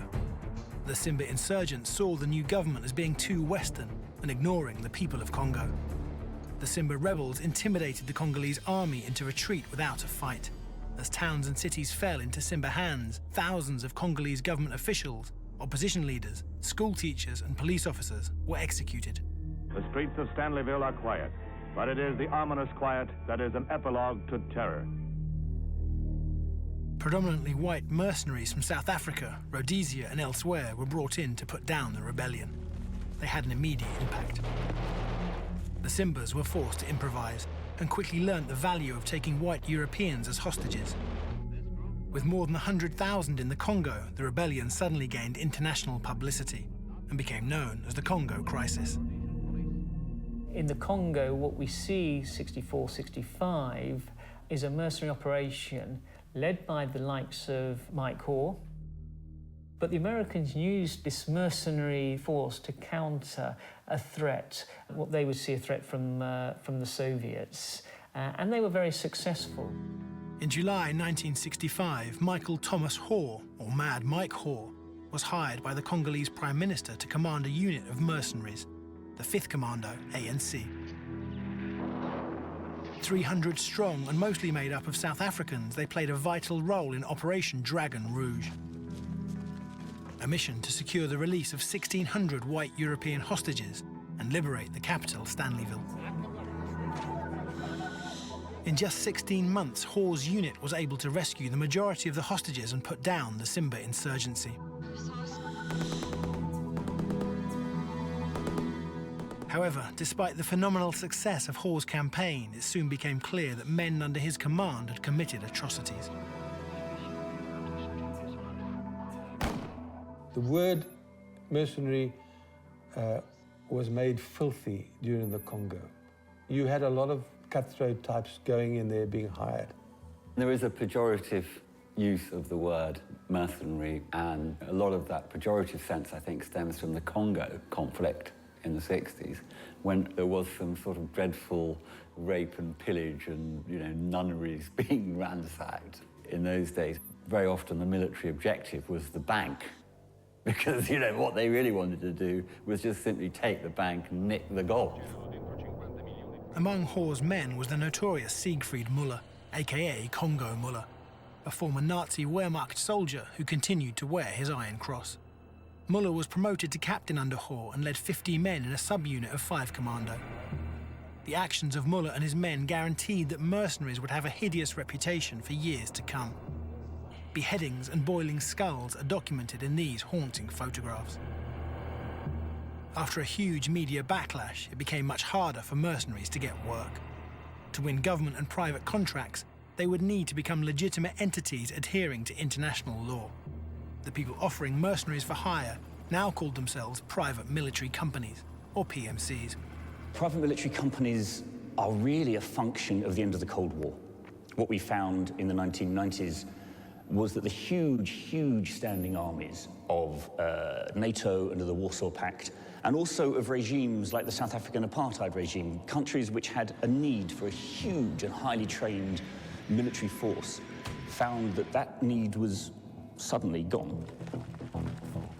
The nature of war was changing, and with it the requirements of governments and the fighting men they hired. In post-apartheid South Africa, there are a group of extremely skillful, very dangerous special forces operatives whose job it has been to assassinate ANC activists, to agitate in the wars on the border of South Africa in places like Angola, who find their units disbanded. What they do under a man called Eben Barlow is they set up a company called Executive Outcomes. Former Lieutenant Colonel Eben Barlow set up the company with former members of South Africa's notorious Special Ops Branch, the Civil Cooperation Bureau. Hiring experienced and hardened veterans from South Africa meant that Executive Outcomes was already a highly trained, coherent fighting force, well versed in African conflict. The promise of huge profits from official government contracts meant that Executive Outcomes had to move away from the negative image of mercenaries and reinvent themselves as a professional corporation. Executive Outcomes' mission is to provide the most professional military training related to land, sea, and air warfare. And this company is, on the one hand, we'd recognize its mercenary roots. On the other hand, we'd see it in many ways as a modern corporation. It had brochures, it had videos, it had price lists, it had rate cards. Executive Outcomes also had strong links with the British mercenary firm Sandline International, backed by ex-SAS member Tony Buckingham. These companies provided military personnel, training and logistical support in both offensive and defensive operations, creating the blueprint for all modern private military companies. I think they're very professional. Firstly, they were led by some very highly qualified officers from the South African Defence Force. They also had good backing from the British backers. It's a business, it's a corporate business, it's well structured. In 1992, a new mercenary company, Executive Outcomes, conducted its first major operation in Africa. With the help of Tony Buckingham, they won a contract to recover the Soyo oil fields in Angola that had been captured by UNITA rebels. It heralded the start of a whole new era for the private military company. It actually started in Angola. You had a guerrilla war going on there for more than 20 years. There was a rebel leader called Jonas Savimbi, very competent guerrilla fighter, and he controlled about 9/10 of the entire Angola, which is an enormous country with wealth beyond belief. Oil, diamonds, gold, hardwoods, everything. But the country was crippled by this guerrilla war. Angola had been torn apart by a 17-year-long civil war between the ruling People's Movement for the Liberation of Angola, or MPLA, led by José Eduardo dos Santos, and the National Union for the Total Independence of Angola, UNITA, led by Jonas Savimbi. Savimbi was a charismatic leader well versed in guerrilla fighting, but despite controlling 70% of the country, he could not secure a decisive victory. In 1992, peace talks were brokered with the promise of elections and an end to the fighting. This brief window of stability attracted international investment keen to exploit Angola's largely untapped natural resources. We were in Angola on an oil project. When I say we, I mean Heritage Oil and Gas. But I mean, the big companies were all there. You know, it wasn't like us. We weren't the sort of frontiersmen. The big boys were there, European and American. The results of the election saw the ruling MPLA government retain power. The UNITA forces refused to accept the result, reigniting the civil war. I had sat with General Savimbi, and Savimbi said, whether we win or lose this election, I promise you, we are not going to go back to war. I thought he was sincere. 2 months, 3 months later, bang. In January 1993, Savimbi led his UNITA rebels to capture the port of Soyo, depriving the MPLA of its main source of income and halting international investment. Tony Buckingham just said, look, Simon, this is it. This is the end of the company because we've only got one project. UNITA have overrun Soyo. The project is dead. This company is dead. You better start looking for another job. We then kicked it around. We said, well, maybe we could just recapture this place, you know, with a force, with 100 mercenaries, backed up by Angolan government forces. So we suggested it to the Angolans, who thought about it not very long, hauled us down there and said, okay, guys, you're on. Buckingham and Mann contacted a recently established and then little-known South African PMC, Executive Outcomes, to provide the fighting force. Buckingham went to Luanda, the capital of Angola, and he saw the president because he was on very good terms with him, and he said, look, I can bring a bunch of South African mercenaries in here to turn this war around. You have a very big project at the moment that is lying in waste in the oil fields in the north. Let me bring them in. General Jean de Matos, who was the head of the Angolan Armed Forces, and I remember him saying through the interpreter, he's saying, I say, okay, you're going to retake Soyo with a small group. Can you explain how you're going to do that, you see? So Tony goes sort of, Simon, would you care to explain to the general? He said, well, sir, what we will actually do will be a classic Special Forces coup de main. And everyone went, very good. And of course, I had absolutely no idea what I was talking about, neither did I. Buckingham and Mann's plan was simple: to recapture Soyo with a spearhead battalion of South African mercenaries, backed up by a brigade of the Angolan Armed Forces. The South African mercenaries were uniquely qualified to defeat the UNITA rebels. They had trained and fought alongside them for years during the South Africa border wars. However, the operation would be far from easy. The loyalty of the South African mercenaries against their former allies had yet to be put to the test. We didn't know how loyal the South Africans would be because we were just about to go and fight the people that they'd been training. We're absolutely certain that information is going back to Pretoria at a phenomenal rate, and probably instructions are coming the other way. My argument to them was, hey, UNITA restarted this war. There was no need for them to restart it whatsoever. So don't worry about fighting these guys. These guys are criminals. These are not actually, because this is a totally illegal act. They have no right whatsoever to restart this war. To confound matters, many of the MPLA military was equally as distrustful of this newfound allegiance. The Angolan army said, why should we trust these people? They are our traditional enemies. They are our foes. They are racist, hated. Ultimately, there was a lot of suspicion from the MPLA, the government and their military towards us, because we were their sworn enemies, and I think a lot vice versa, because we've been fighting them for so long. Despite this, the mission went ahead. The men of Executive Outcomes were posted at a former Cuban base 120 kilometers south of Luanda. We arrived in Angola raw, just with the clothes we had and a small suitcase. On February the 16th, 1993, Executive Outcomes travelled north and launched the assault to recapture the Soyo oil fields. 60 South Africans flew in by helicopter, and a few hours later, a landing craft arrived with 1,300 Angolan troops, who then linked up with the South Africans, and battle commenced. Were expecting us. We're 3,000 of UNITA's best. The UNITA are really fighters. They have the same philosophy as we have. Once you fight, you go ahead, never go back. If you go back, only when you're dead. The fighting would be brutal, with sympathies between UNITA and the mercenaries quickly forgotten.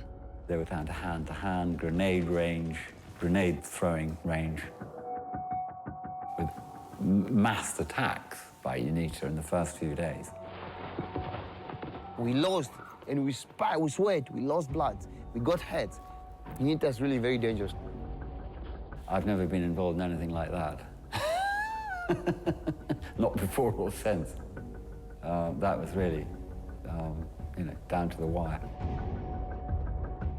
Tony, of course, being Tony, who'd absolutely promised he wouldn't do it, went in on the helicopters. And I sort of knew it when I saw the helicopters attacking. I bet that bastard's on one of those helicopters. Just 6 weeks into the operation, Executive Outcomes, with the support of the Angolan government, had succeeded in recapturing the Soyo oil fields, forcing UNITA back into the bush. By the time Soyo had been recaptured, the Angolans said, look, guys, we are losing the war. And they were. Can you help us win the war? We thought about it, and we thought about it long and hard, actually. And we thought, in the end, OK, yeah. So we said, well, we'll do it. We'll help you. But it's going to cost you a lot of money. And it did. And that was when Executive Outcomes really got going. Executive Outcomes now turned their attention to training the Angolan government army and neutralising the remaining UNITA forces. What we've done is we've modified the doctrine which enables the Angolan army to feel comfortable with what they're being taught, and nevertheless to anticipate how UNITA will react on the battlefield, and the result of that has been outstanding.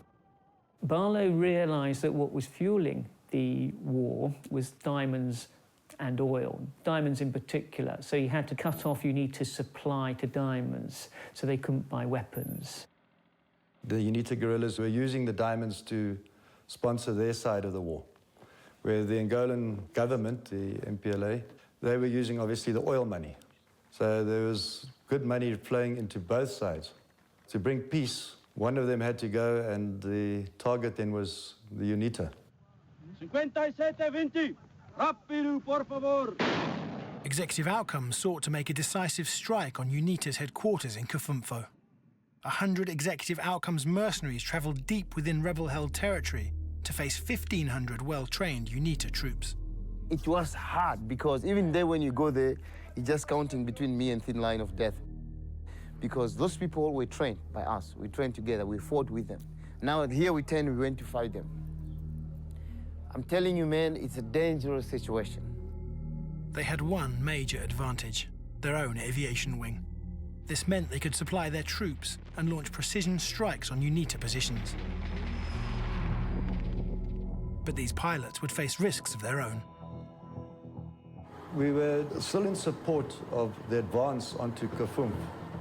Lawrence Bosch was doing reconnaissance with the PC-7 in advance of our forces. And if he had found targets, he would bring in the MiG-23 to do bombing. And then obviously the helicopter would support with troops. We were probably about 5-10 kilometers away when Lawrence called us and said that he's been taking fire. We heard Lawrence say that he's going down, he's going to crash. So immediately we flew in his general direction. We were now looking for the wreckage and expecting smoke. Next minute, Lawrence came on the air on his handheld radio, calling us and said, right, guys, I can hear you, come towards me. He'd survived a crash in the trees. And he's on the ground there waiting for us to come and fetch him.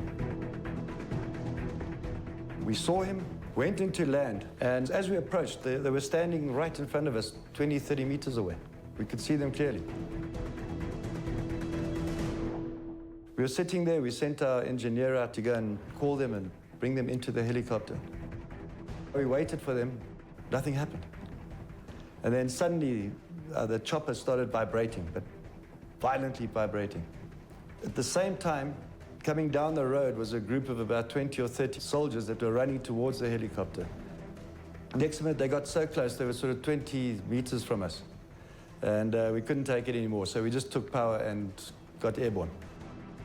As we got airborne, the tail rotor was badly damaged, and it started spinning as we were climbing out of the trees. And in that spin, We saw Lawrence lying on the ground, and he had a huge gash right through his shoulder and chest. And he'd walked into our tail rotor, and the whole tail rotor was bent, and badly bent.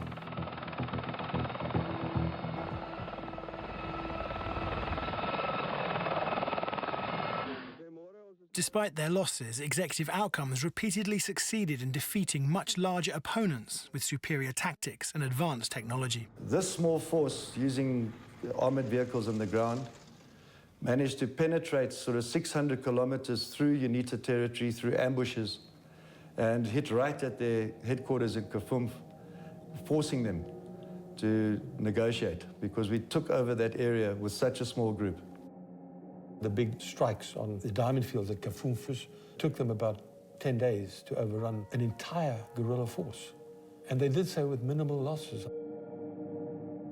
In just 18 months, Executive Outcomes had forced the much bigger UNITA to the negotiating table and illustrated to the world the effectiveness of a well-trained, well-supplied mercenary unit.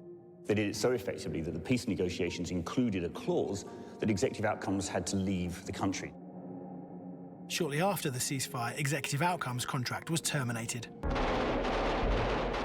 In 1991, civil war broke out in Sierra Leone.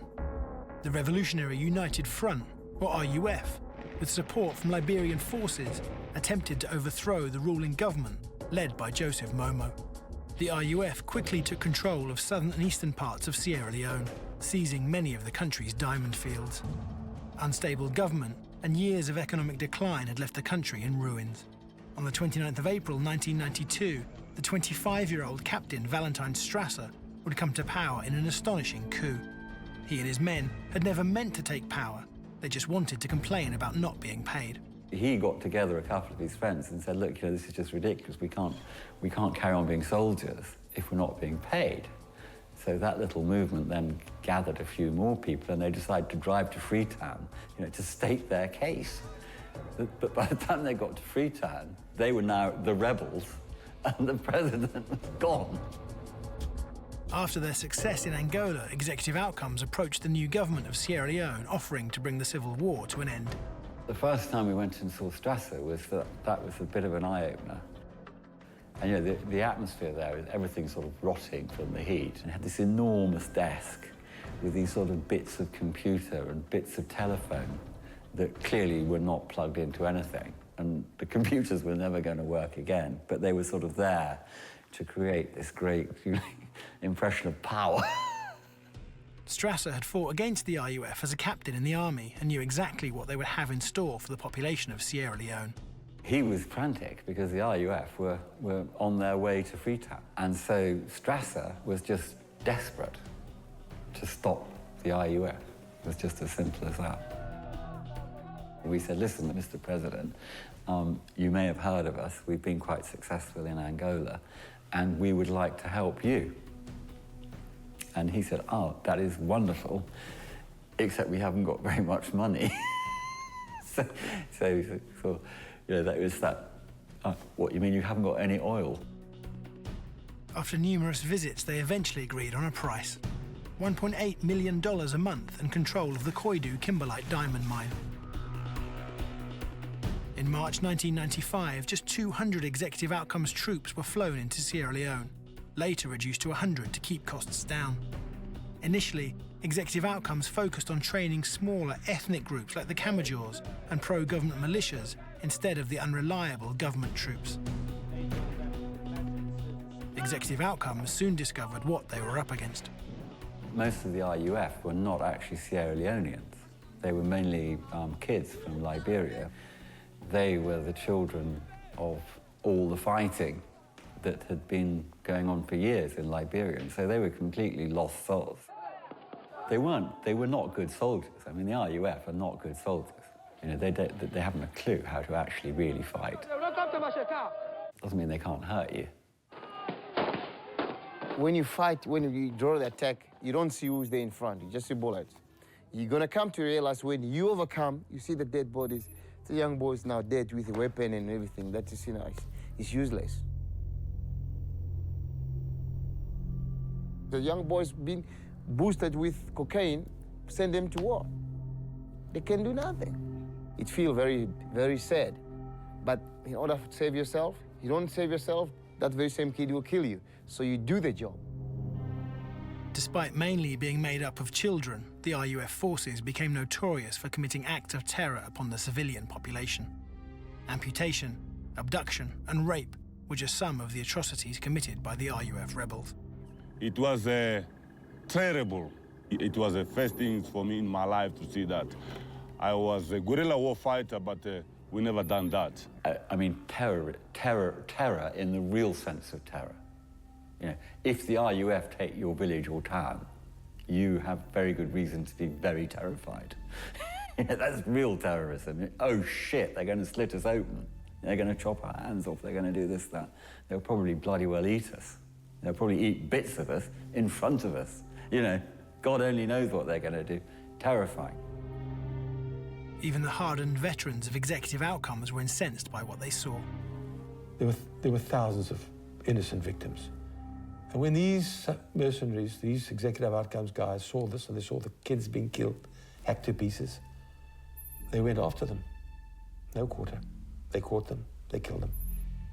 Those who were lucky, we arrest them. Those who were unlucky, we kill them. That was our mission. Executive outcomes quickly turned the atrocities of the RUF to their advantage and were seen by the local population as a force for good. To push home their advantage, they devised a new strategy to root out the RUF forces. We were after their headquarter units, their main units, from the beginning. It was a question of locating the RUF, which we did from the air at night. So with a very, very basic night vision goggles, we would send our helicopter up high enough that they couldn't really hear it, or not exactly hear it, and managed to locate the RUF. And then what we were doing was we were sending in mortar teams with the helicopters, so that at first light, we knew where they were, we knew where the headquarters of those units were, and we then mortared the shit out of them for half an hour, 45 minutes, and then everyone into the helicopter and back. We know that at one time, Ferdy was absolutely convinced that there were 1,000 executive outcomes troops chasing him around, fighting him, when in fact there were 100. Better suited to attacking civilians than the hardened troops of executive outcomes, the RUF found themselves continually outmaneuvered by a more mobile and advanced force. Eventually, they agreed to a ceasefire. On the 30th of November 1996, the RUF and government signed the Abidjan Peace Agreement to disarmament and demobilization. Once again, a key condition of the ceasefire was that executive outcomes would leave the country. We weren't really paid until quite a lot later, and then it was very bitty. When we deployed into Sierra Leone, we thought that they did have some money and that we would be paid some money. In the event, they had no money, and we were paying for it ourselves. And I think it was costing about $300,000 a month, and that was coming straight out of Tony and my pocket. And luckily, we'd made, 2 fortunes in Angola, and I reckon we spent one on Sierra Leone. But I'm not worried about having lost a bit of money there. It's fine. However, with executive outcomes gone, the peace was not to last. After we left, 6 months in the row of negotiation, the war broke down again. 16,000 UN peacekeepers and ECOMOG troops were brought into the country to try and restore peace. However, they proved ineffective. Routinely disarmed and taken hostage, the peacekeeping force would once again come to rely on mercenaries.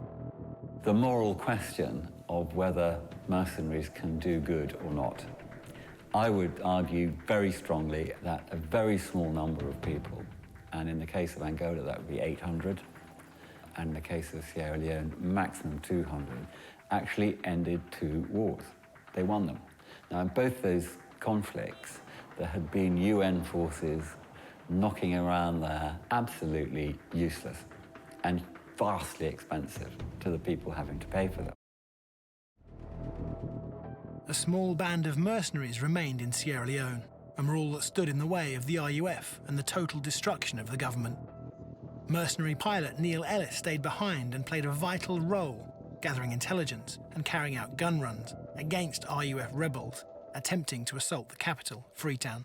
With one helicopter gunship,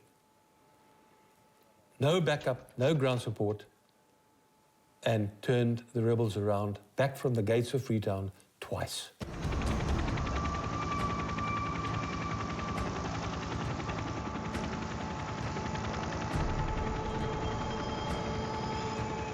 I flew combat with Neil, and it's one of the most striking experiences of my life, because I sat in the gunner's seat in the front of the hive. You've got the pilot sits above the gunner under a bubble.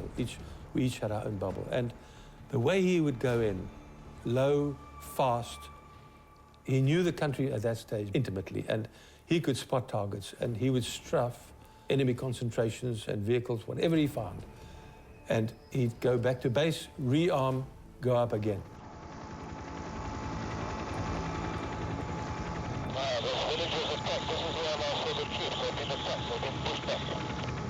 Okay, these rebels are not clear, they're very nearby.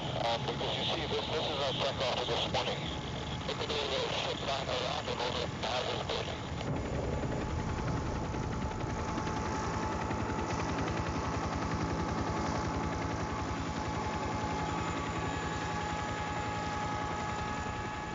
Well, it was getting pretty desperate. It was desperate times at that stage because the United Nations had withdrawn. Most of the expats had withdrawn. In fact, I think there were very few whiteys left in the town, and those who were left because they couldn't get out. So it was a question of either do the job or die. In January 1999, the RUF and their allies would attack Freetown with a devastating assault known as Operation No Living Thing.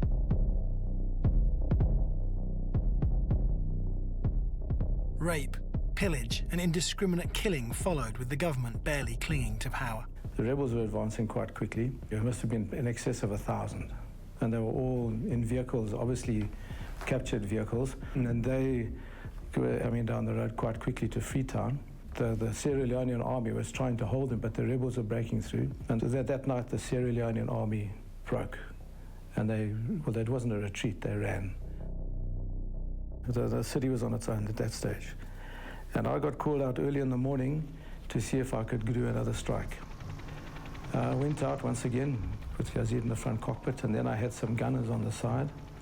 Fred and a couple of other people that normally came with me. But we weren't exactly sure where they were. So what I decided was that I'll fly down the road, a couple hundred feet above the ground.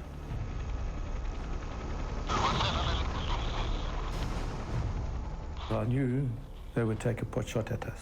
So obviously I had to put myself in a position where once they shot at us, then we could return the fire. We would pick them up, and of course that's what happened.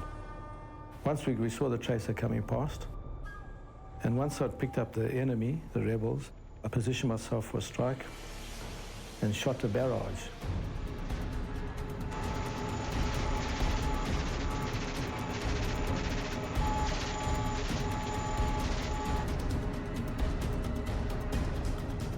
We destroyed the vehicle with a 14-5 killed quite a few of them, and then came around and just struck some more, did some more strikes.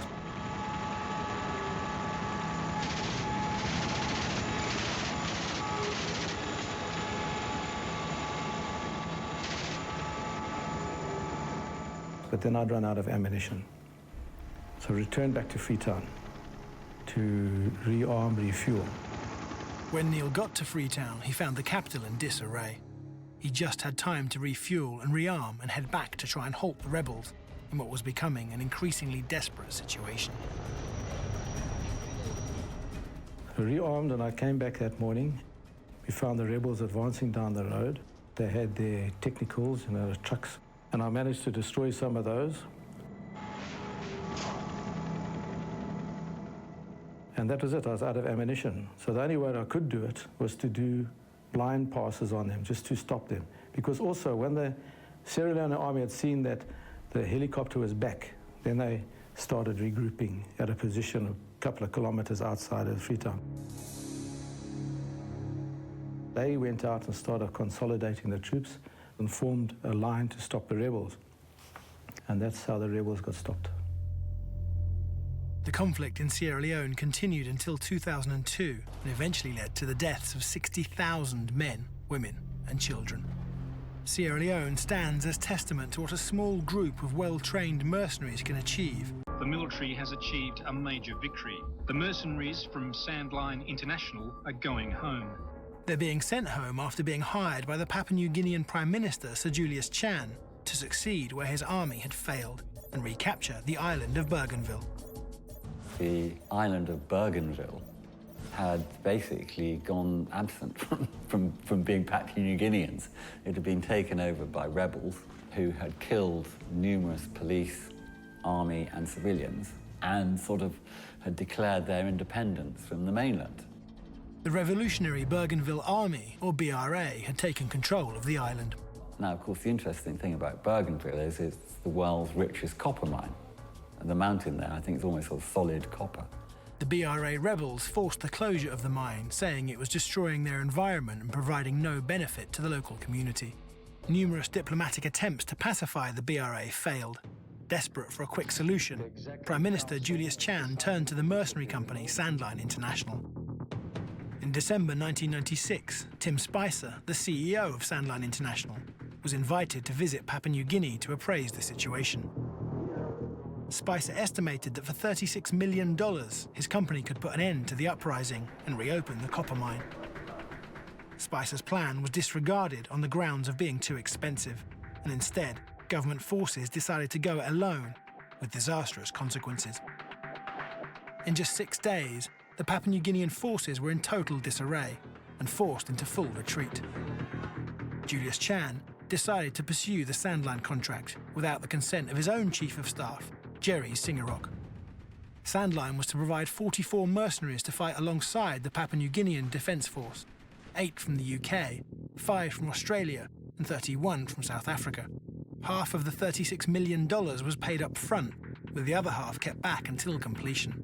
At the time, Tim Spicer was also in talks with the owners of the copper mine about buying them out. The mine was owned by a Sydney Stock Exchange quoted company, and we negotiated an option whereby we could buy that company and therefore the mine.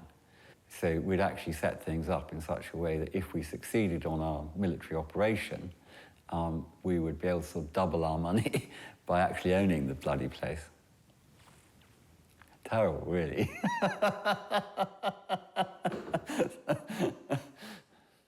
Kind of thing that could give mercenaries a bad name. The potential profits from both deals were huge. When recruiting the men he needed, Tim Spicer turned to executive outcomes, whose fighters had a proven track record of success. Sandline did employ executive outcome personnel on their contracts. So, for instance, the contract in Papua New Guinea, the people that came across to run the contract were all from executive outcomes. But this was a contract signed by Sandline. On the 7th of February 1997, the mercenaries arrived in Papua New Guinea from Singapore. Tim Spicer did his job too well. And the president became so kind of enamored by Tim and Tim's military knowledge and prowess that he actually said, right, Tim Spicer is now my senior military advisor. The Australian Foreign Minister, Alexander Downer, discovered the plot and leaked the story to the Australian press. It was now that the situation began to unravel. Jerry Singarok, the military chief of staff, read the story and decided to act. This government has absolutely no confidence in the security forces of its own country. Guess what? The actual senior military advisor took offence, and he then launched a coup against the president, and of course, in the course of that, that meant arresting Tim Spicer and ejecting executive outcomes and Sam and the rest of them. In fact, we never knew what's the problem because we were only mainly going for training. The training was statistically only training the basic training as to become a soldier. It was like, oh, our president have invited mercenaries and they make it big issues. Public outcry followed with military forces and civilians besieging the Parliament building. Prime Minister Julius Chan was forced to step down, narrowly avoiding a full-blown coup. We just had a call from our commander that everybody must get into the meeting room. And our leader came and said, listen here, guys, unfortunately, you have to leave the country right now because the political issues is coming against you, they're declaring you as a mercenary. So you better leave before it comes.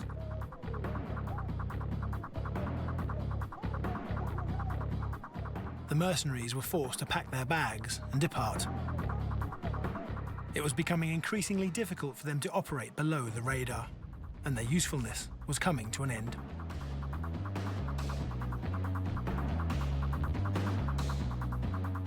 Executive Outcomes was disbanded in 1998 because the ANC by then were in power and they did not want Executive Outcomes to exist at all, anywhere, ever again, and especially not in their backyard.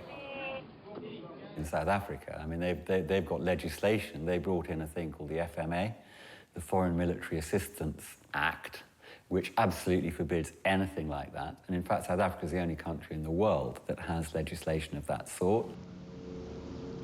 I don't think with in a liberal-leaning world today, you're ever going to get total acceptance of hired guns.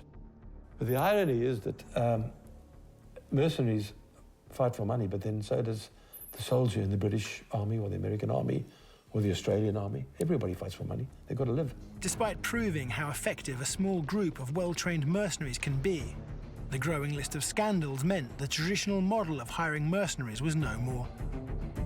Fighting in Africa's civil wars had been hugely profitable for a few individuals. But within a few years, and in the full glare of the international press, America would invade both Afghanistan and Iraq. I'd always argued that Executive Outcomes was a flash in the pan. It would never happen again. It wasn't a repeatable business model at all. It was ad hoc, opportunistic, that was it. And I was proved to be completely and utterly wrong because when the Iraq invasion happened and these huge contracts got placed for companies like Blackwater, Aegis, Art Group, etc. A new generation of security companies would soon transform the image of the mercenary and win the support of the world's richest governments. The potential prizes would grow from a few $1 million into billions.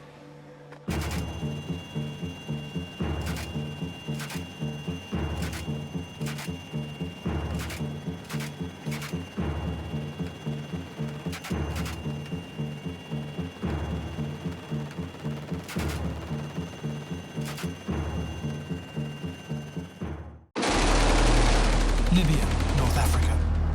One of the most violent and bloody front lines in the Arab Spring. Its ruler, the dictator Muammar Gaddafi, was loathed and feared by many of his people. When they rose up, he hired foreign mercenaries to crush the revolution. Gaddafi was a strange personality. Ruthless, isolated, single-minded, and positively dangerous. But they failed. And when Gaddafi was captured and killed, the mercenaries found themselves abandoned. Terrifying, and you'll be bloody lucky if you're not tortured and shot. This is the story of what happens when men who are willing to fight for money end up on the losing side, alone and facing a terrifying fate. It's war. It's war. You just want to live.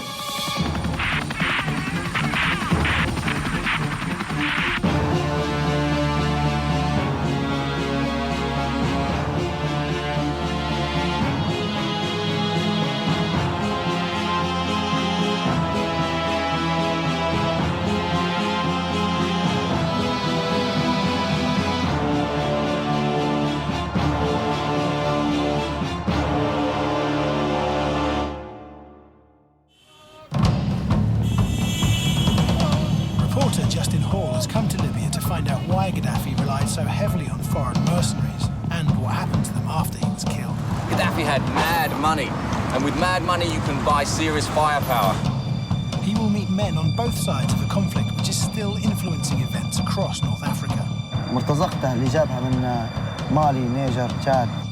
And find out why Gaddafi failed to stay in power.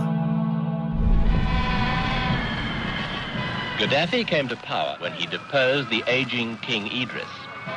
Libya, 1969. A group of army officers led by the then Captain Gaddafi seized power in a bloodless coup. Muammar Gaddafi ruled Libya with an iron fist for 42 years. The country's massive oil reserves allowed fund ambitious projects at home and abroad. He looked after friends and family with lavish rewards, but brutally punished anyone who opposed him. He funded his allies abroad, and Libya soon became a pariah state, a supporter and training base for international terrorism. He was even the target of an assassination attempt by Ronald Reagan in 1986. Yesterday, pilots of the air and naval forces of the United States spoke to the outlaw Libyan regime in the only language that Colonel Gaddafi seems to understand. One of his adopted daughters was allegedly killed and his palace destroyed, but Gaddafi escaped. At the beginning of the 21st century, crippled by sanctions and low oil prices, Gaddafi promised to reform. After 9/11, Gaddafi realized that this was his moment. Western countries, particularly America and Britain and Libya, suddenly had something in common. They were both fighting the jihadis. Keen to claim some success in the war on terror, Western leaders like Tony Blair took him at his word and began courting him. Gaddafi was a strange personality, ruthless, isolated, single-minded, and positively dangerous. It has been said that there were two sides to Gaddafi, both of them nasty. In 2010, peaceful protests known as the Arab Spring erupted across the Middle East and North Africa, as long-suppressed people sought to overthrow their corrupt and tyrannical leaders. In just a few months, the peoples of Tunisia and Egypt both managed to overthrow their long-standing dictators, inspiring other populations in the Middle East. When protests started in eastern Libya, Gaddafi was determined not to let them spread. He responded with violent rhetoric, promising to crush anyone who dared to oppose him. Those infidels who are attempting to burn down our country to the ground, we should have no mercy on them. The protests started in Benghazi. Men and women took to the streets in open opposition to their tyrannical leader, who denounced them as drug addicts and fanatics. In the first days of the revolution in February 2011, people came out on the streets in rebellion. And these were peaceful protests. And the regime unleashed mercenaries. Now, those mercenaries were very distinctive because not only were they black, but also they wore these yellow hard hats. And so people knew who they were. Gaddafi paid immigrant workers to put down the protests. Mostly black African labourers, these men became known as the Yellow Hats. Untrained and undisciplined, they fired indiscriminately into the crowds.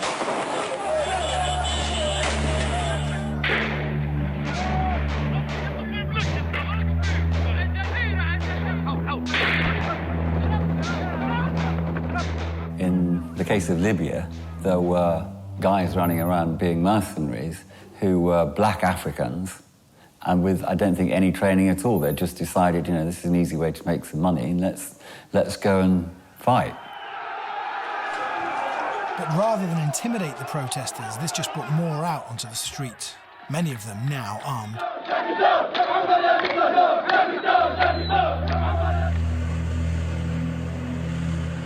Gaddafi sent in mercenaries, along with 3 brigades of soldiers, one led by his son.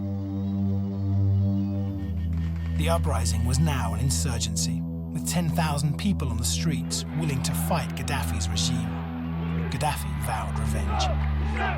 سنزحف أنا والملايين لتطهير ليبيا شبر شبر، بيت بيت، دار دار، زنقة زنقة، فرد فرد، حتى تطهر البلد من الدنس والإرجاس. As it looked like a massacre was about to take place, NATO enforced a no-fly zone. Encouraged by the NATO support, protesters swarmed across the city, and Gaddafi's army began to defect and desert. Benghazi erupted in celebration as Gaddafi monuments were toppled. The city was now free. During the fighting, 50 mercenaries had been killed and 236 captured. 15 were hanged outside the Benghazi courthouse, and 1 was beheaded. There were many black Africans in Libya who were there working in hospitals or on construction sites. There's a lot of racism in Libya. A lot of lighter-coloured Libyans really look down on Africans, be they black Libyans or Africans from other parts of the continent. Gaddafi's use of black mercenaries combined with latent racism would soon have horrific consequences. As the story of mercenaries spread, people started to accuse any black person of being a mercenary. If you were a black man, then the rebels would say, you're a mercenary. That wasn't necessarily true. Right at the beginning of the revolution in Benghazi, the black African who was said to be a mercenary, who knows if he was really a mercenary or if he was just one of the migrant workers who'd come in, he was strung up from the courthouse, he was hanged. And what was most disturbing about this scene was that people were filming it on their mobile phones and they were jeering and cheering. Gaddafi's popularity had waned as his reign dragged on for decades. Deeply paranoid, even before the Arab Spring, he increasingly turned to foreign mercenaries for what he thought would be loyal support. Gaddafi needed a neutral force with which to respond to an internal attack, such as the one that he received from the Benghazi rebels. He needed to have units on which he could depend, which had no tribal loyalties, and which were not going to plot against him. Gaddafi knew that many of the people on the northern seaboard despised him. They saw him as uncultured because he was a Bedouin. And so he cultivated the Tuareg and other black African Libyans, for example, the people who lived in a town called Tawarga just outside Misrata. They were given privileges to some extent, they were given subsidies, and many of them were incorporated into the military. Gaddafi had links to the Tuareg, nomadic tribesmen who had lived along Libya's borders for decades. With no allegiance to any state, they were the perfect force whose loyalty he could buy. Gaddafi liked the Tuaregs, they're good fighters, and he employed them in order to make up a good part of his army to protect his southern flanks. If you look at the reason for using outside people, you can see that he played his hand very carefully. It wasn't just the Tuaregs Gaddafi hired. He also hired mercenaries directly from neighbouring countries' armies. Mostly black Africans, the decision to fight for Gaddafi would have awful consequences. Now, someone like Gaddafi's got a lot of money, he's got a lot of oil. It's a hugely oil-rich nation and no friends. So you buy friends. And that equates to mercenaries and forces that were sort of lent to him or hired out to him from some of the other African nations to the south. I think no matter how bad your cause would be, you'd find some bunch of guys somewhere that would be ready to do it. Whether it'd be any good or not, it's another matter. Gaddafi had spent billions of Libya's vast oil wealth on the latest weapons and technology. To maintain and operate this equipment, he needed a specialist workforce. For this, he brought in Eastern Bloc mercenaries. Gaddafi had purchased an awful lot of high-tech equipment. His Navy, Army and Air Force was supplied with fairly well up-to-date equipment. He needed to have that equipment serviced and used effectively. In other words, he brought in people to fly his aeroplanes in the early stages, but especially people to mend them. Well, in recent years, all over Africa, you find Ukrainian helicopter pilots. And yes, in Libya as well, because most of the sub-Saharan African mercenaries don't have the skills and the training to fly helicopters. My understanding was that they had been flying sorties for Gaddafi, certainly before the no-fly zone was imposed. And I think that he used Ukrainians and others from Eastern Europe because they had those skills. If the money's right, then you can get people to do just about anything. And I'm sure loads of the Eastern Europeans would have been tempted into being actually mercenaries for more money if that was on offer, actually fighting. So the rebels found themselves up against foreign mercenaries and a vast array of advanced weaponry. Armed with only rifles and limited supplies that could be smuggled in from other Arab Spring countries, the rebels were forced to improvise.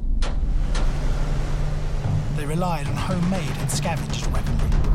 Their main asset was a fleet of Toyota pickup trucks, commercial jeeps with weapons mounted. They had been a staple of low-fi rebel armies for decades and became known as technicals. And what happens, you strap a weapon to it, like this sort of anti-aircraft gun, a massive machine gun, and it becomes a technical. It's a fearsome, very mobile, very fast piece of machinery. The technical takes its name from Somalia, where organisations would pay locals to protect them with technical assistance grants. The Chad-Libyan conflict of 1987 employed so many technicals on both sides that it became known as the Toyota War. The fight here in Libya was driven, literally, by this type of vehicle. Locals using these, an army of Hilux trucks with brave men and serious firepower heading towards a bank of mercenaries, dead set on stopping them.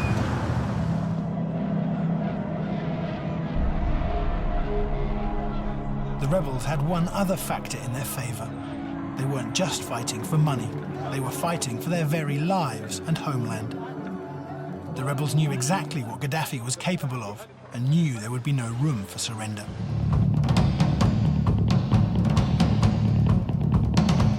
After the rebel victory in Benghazi, they were keen to push the revolution forward.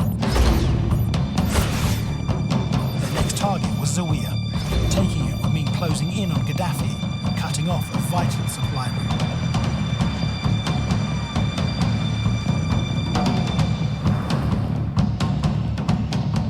Well, Zawiya was important because there was an oil refinery there and there was a port. And as I understand it, the oil refinery kept going. I think that the real issue is not so much Zawiya in itself, but the fact that the space which Gaddafi and his people had to move in was just narrowing and narrowing and narrowing. Having said that, the key issue was the NATO bombing. I have no doubt that it was the NATO bombing that was the death knell for the Gaddafi regime.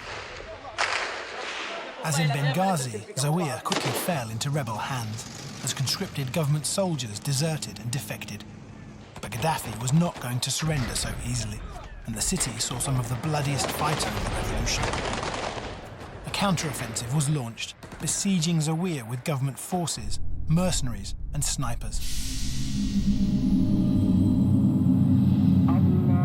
Protesters gathered in a mosque for an anti-government sit-in. Gaddafi's forces opened fire with anti-aircraft guns. Justin meets some of the men who were there.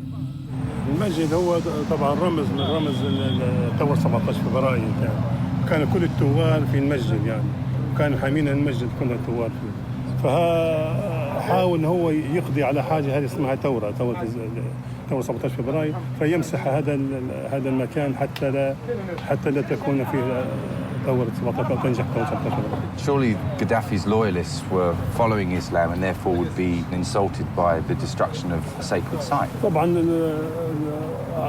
قوات عسكريه تابعه للقذافي وما كانوش مثلا اليوم السلطه يرجعوا فيني طبعا نشق عليه وفيني ما نشقش عليه يعني فحقيقه هذا الامر يعني بقوه يعني الامر هذا يعني خلاهم انهم يديروا الامر هذا امر قوه السلاح وقوه كذا خلاهم انهم يديروا الامر هذا خوف يعني خوف على انفسهم يعني. The city was brutally fought over for days, with control swinging from rebels to Gaddafi's loyalists and back again. When rebels entered the city for the second time, they faced a new problem. Gaddafi had brought in mercenary snipers.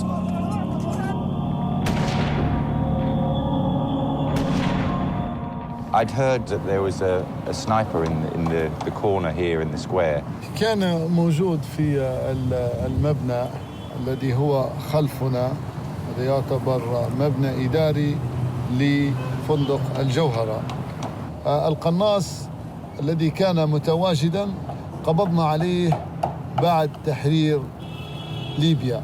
هذا القناص كان جنسية تونسية وكان يحمل جنسية ليبية.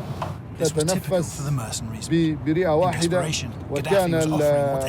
كانت الأحداث طازقة كانت أمور هي أمور مادية وكانت إن المرتزقة كان يوهمهم النظام السابق بإعطائهم جنسية ليبية وأعطاهم تمليك في ليبيا وغير ذلك.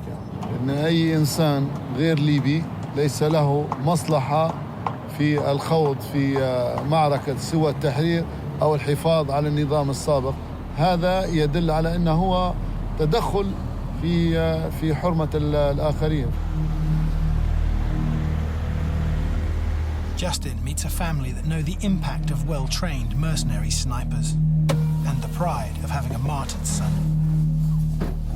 السلام عليكم. هذا ماي صن. لماذا؟ أنا عن نفسي أتكلم. This is Ahmed. His cousin.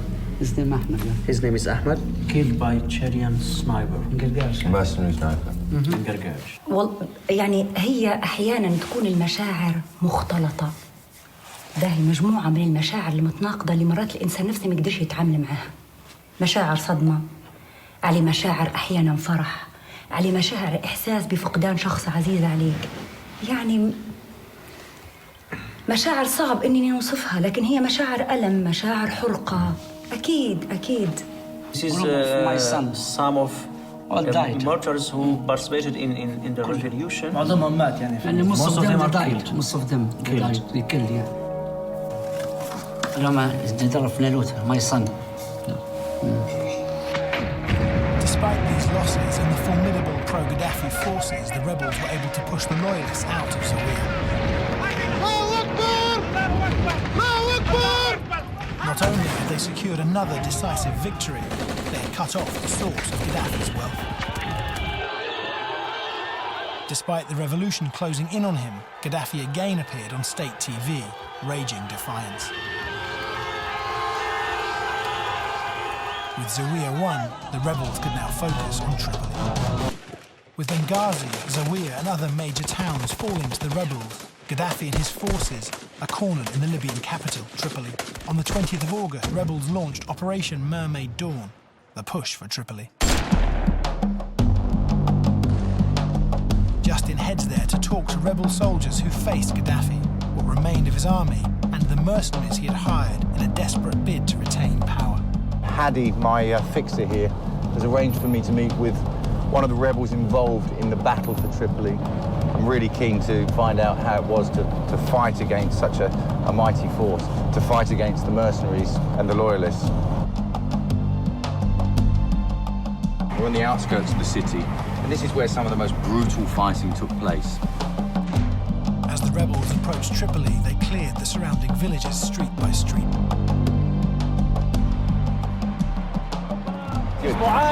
This is Shaban, this is Justin. He and Justin drive east along one of the roads leading from the desert into Tripoli. There were 4 such roads, and the rebels had to seize them before they had any chance of taking the capital. بحيث ان كنا احنا متشوقين لطرابلس، كانت الملحمه كانت مثلا 4 محاور، كنا والحمد لله من او واحد من المحاور.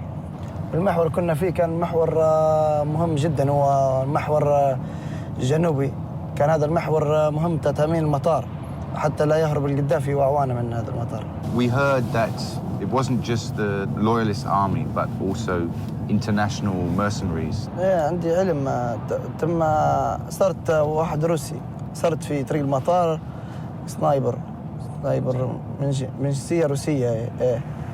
And while the mercenaries fought for money, the rebels were motivated by something far more powerful. دافع قلت لك في السبب الأول، دافع هو أن الشهادة. احنا كمسلمين ندور في الشهادة ندفع في الفلوس الخسارة، الشهادة هذه ندور فيها، جتنا حديث عننا. والدافع الثاني رد الظلم والعدوان من قبل الطاغية، رديناها عليه والحمد لله وفقنا الله. كان هم الدافعين هم اللي خلوني نطلع بدون ما نفكر. Gaddafi knew this was the end game. With many of the men he was relying on just being guns for hire, how long would they stay and fight? Already, scores of his own army were deserting or switching sides. Explain to me the battle. What's really important about this area? النقطة هذه تمثل أنها كانت نقطة شبه بداية للوصول إلى طرابلس، وكان فيها وصول تحرير طرابلس بالكامل من فلول القذافي، من الأزلام، من مرتزقته اللي جابها من مالي، نيجر، تشاد. Did you encounter the mercenaries? Did you know of the mercenaries? والله شو بنقول لك، القناصين كانوا من الروس، كانوا في طريق المطار في عمارات مرتفعة. كنا نشبحوا في العائلات يجونا، كانوا سنايبر يبعتونا في عائلات نقبلوا فيهم. احنا اول ما نقبلوا يضربوا فينا، نلقوا صديقي طاح، صديق فهمت، ما نعرفوش منين جيت. لان عندنا اهالي غاديكاي في تريبولي، اهالي في ليبيا، في طرابلس في عندنا اهالي وعندنا بنات خايفين مرتزقه، وكان القذافي يستخدم في عمليه الاغتصاب. تم المال منه يلجا لي يقول له اغتصب، فهمت هيك. عندنا اخوت غاديكاي وبنات صوايا. How do you feel about these mercenaries that fight just for money? الناس هذه ما عندهاش هدف، ما عندهاش. اللي يحارب خاطر المال بيكون قلبه ضعيف، مش شجاع، مستحيل حيكون شجاع بقدر ان احنا نحاربوا لان الحريه. What became apparent was that they did not really have any great loyalty to the Gaddafi regime. So when things began to get bad, they were not going to hang around to the bitter end. Anyone on that battlefield would be there because they had a passionate commitment to being there. In a way, if you've got a really passionate commitment to something and you've got an AK-47, that makes you kind of a dangerous person. That's the fundamental thing about mercenaries. If you're doing it for money, it's your job, and nobody wants to be killed on the job. Quite often, unless they're really incompetent in the case, they want to try and get away at the end of the day. If you're a fanatic, die-hard fanatic with an AK-47 and a couple of grenades, you don't want to get away at the end of the day. You just want to kill as many people as you can and then go out yourself.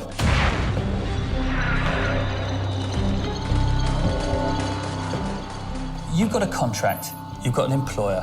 It's like any other job. And you've got a price. And as with any other job, there comes a certain point at which you'll say, I'll do that, however, I won't put myself in this amount of danger. Now, if you're a rebel, you live there. It's your town that they're shelling. And Gaddafi had raised the stakes. Let's not forget, when he sent that radio broadcast saying, we are coming for you tonight, we're coming for you in your homes.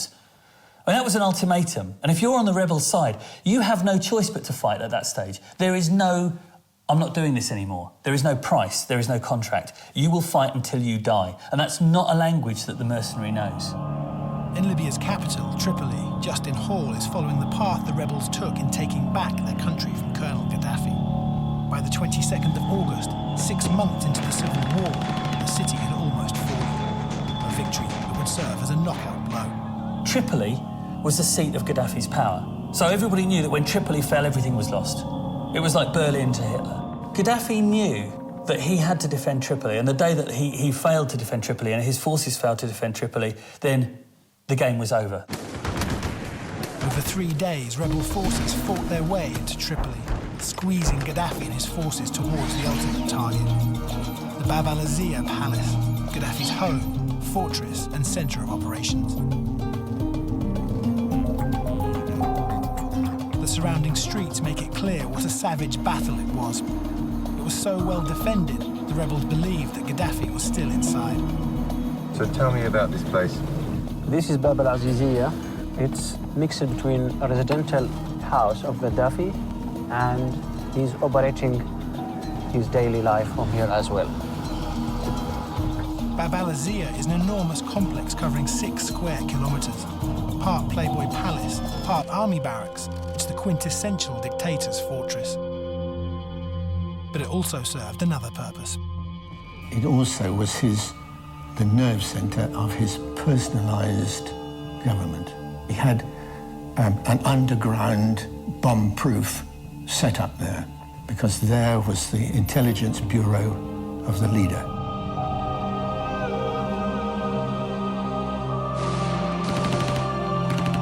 The rebels came up against heavy and constant gunfire and wall after wall of defences. Bab al-Azia had been strengthened systematically over the years by a paranoid Gaddafi.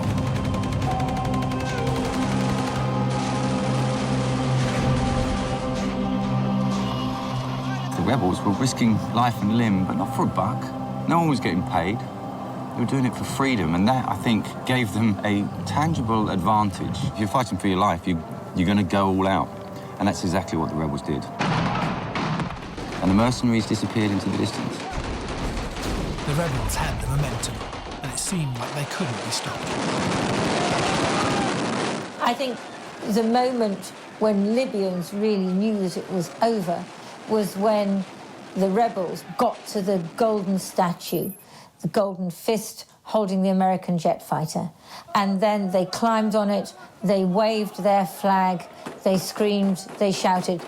They had their photographs taken. They all took pictures of each other with their mobile phones. It was a modern revolution, and they had won.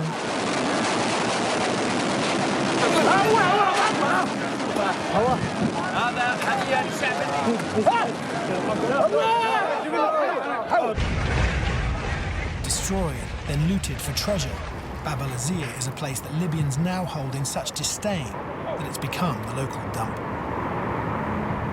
This is the remnants of Gaddafi's palace at Bab el-Azir.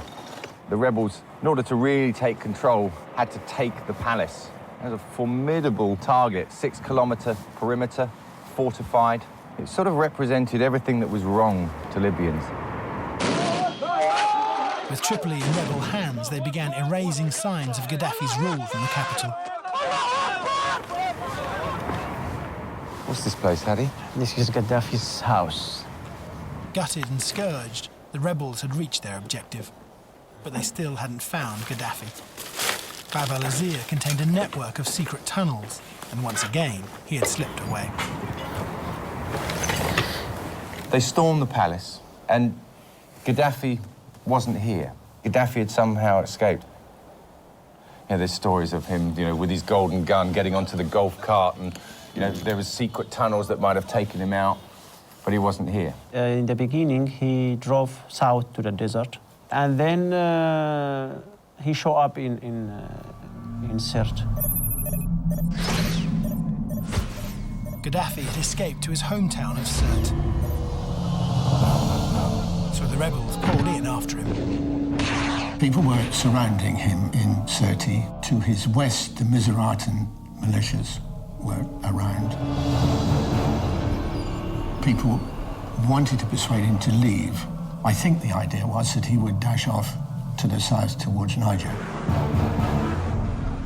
Someone saw his motorcade leaving Sirte.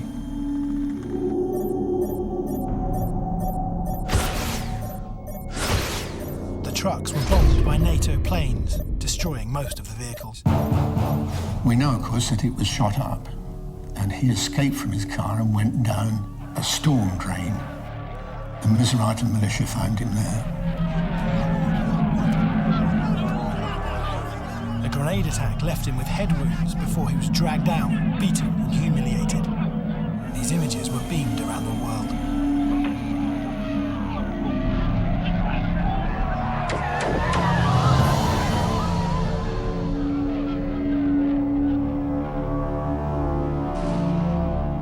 Gaddafi was dead, and the rebels would seize power. But what would happen to the mercenaries he had hired? They were now alone in a foreign country, and suddenly without any support. I'm Libyan like you. In Tripoli, with Gaddafi dead, the rebels go house to house, rounding up all remaining loyalists and suspected mercenaries. With no single policy for prisoners, each militia was free to administer justice however they saw fit. With the head of the regime gone, recriminations will filter down through the loyalist ranks. Terrifying, and you'll be bloody lucky if you're not tortured and shot. And that's where being a mercenary, is a very different story from being a soldier with a cat badge on. Because, you're going to be a prisoner of war, and hopefully you're going to be treated reasonably well. But if you're a mercenary and the other side get hold of you, you are in deep trouble. With Gaddafi gone, the mercenaries he had hired found themselves in a terrifying alone, hated by the new rulers of the country. They seemed doomed. Some were undoubtedly there when Tripoli fell and were killed or captured, but a lot of them, because they felt no intrinsic loyalty to Gaddafi, tried to flee or fled. It was getting towards the end when it was defeat that was on the wall. And a friend of mine got a phone call in the middle of the night. He's a pilot. Being begged by the guys, come and get us. We're in deep shit here. And we've got an awful lot of cash. Come up and you'll get the cash, but you've got to get us out. And he actually turned it down. This footage allegedly shows the desperate escape back to the borders of Tunisia, Chad, Niger, and Sudan. The Chadian mercenaries, who formed an important group, of course decided that they ought to retreat to the south. When Tripoli fell, a lock was put on movement from the north of Libya on the southern route at Seba, and a lot of people got stuck in Seba for a long time. Now, they were either migrant workers who were trying to get back to their country, or they were Chadian mercenaries, as we're supposed to believe, on their way back. How on earth do we distinguish between those? Those who couldn't run had no option but to try and blend in to the hordes of migrants trying to return home. When the mercenaries removed their uniforms and tried to meld in with the civilian population, that made an extremely difficult problem for the militias who were at this time trying to capture them. The rebels started rounding up those they believed had sided with Gaddafi. But there were nearly 2 million black African workers in Libya, and suddenly they were all suspected of being mercenaries. Those captured tried desperately to claim their innocence.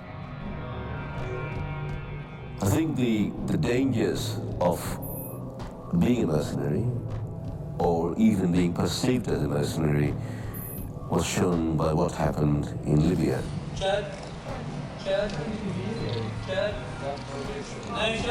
There were a number, not a huge number, of sub-Saharan Africans who were fighting on behalf of the Gaddafi regime. Now were in fact in training camps in Libya, members of various guerrilla groups who had ended up in Libya, but they're the ones who got caught up when the uprising began in Libya, and they were used by the regime to supplement its own forces. The problem was that, of course, there were a lot of migrant workers around at the same time. Chad and Niger had supplied the great bulk of migrant workers. They're also a group of black Libyans. How do you know whether one man in civilian clothes was an ex-mercenary or a person who worked for one of the oil companies in the past? The rebel militias had free rein to administer justice, and the fate of their prisoners looked bleak. This is what Gaddafi brings to us. I don't know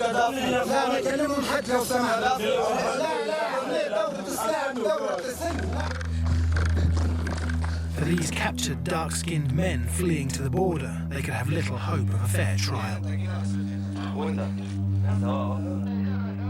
The rebels didn't need much evidence in order to condemn them as mercenaries.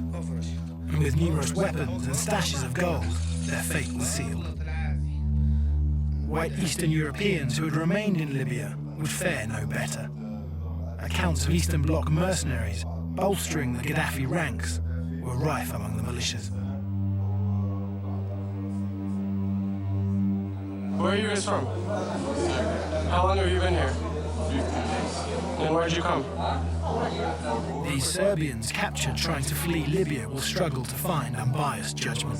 Do you watch the news? Sometimes I watch, but... Do you know that Libya's been at war for 6 months? Yes, but you came to Libya to work on roads? They tell us it's okay. So you weren't caught as a sniper? No. The notion of white mercenaries working for Gaddafi would create huge media interest and eventually help secure their release. But the thousands of black Africans still claiming their innocence would not be so lucky. Justin has been allowed exclusive access to one of the alleged mercenaries, a man in a desperate and hopeless situation. Just arrived at one of the many prisons in Libya that house mercenaries captured during the revolution.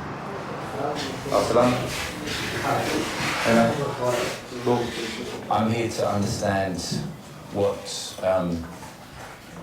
drives people from other countries to fight for cash.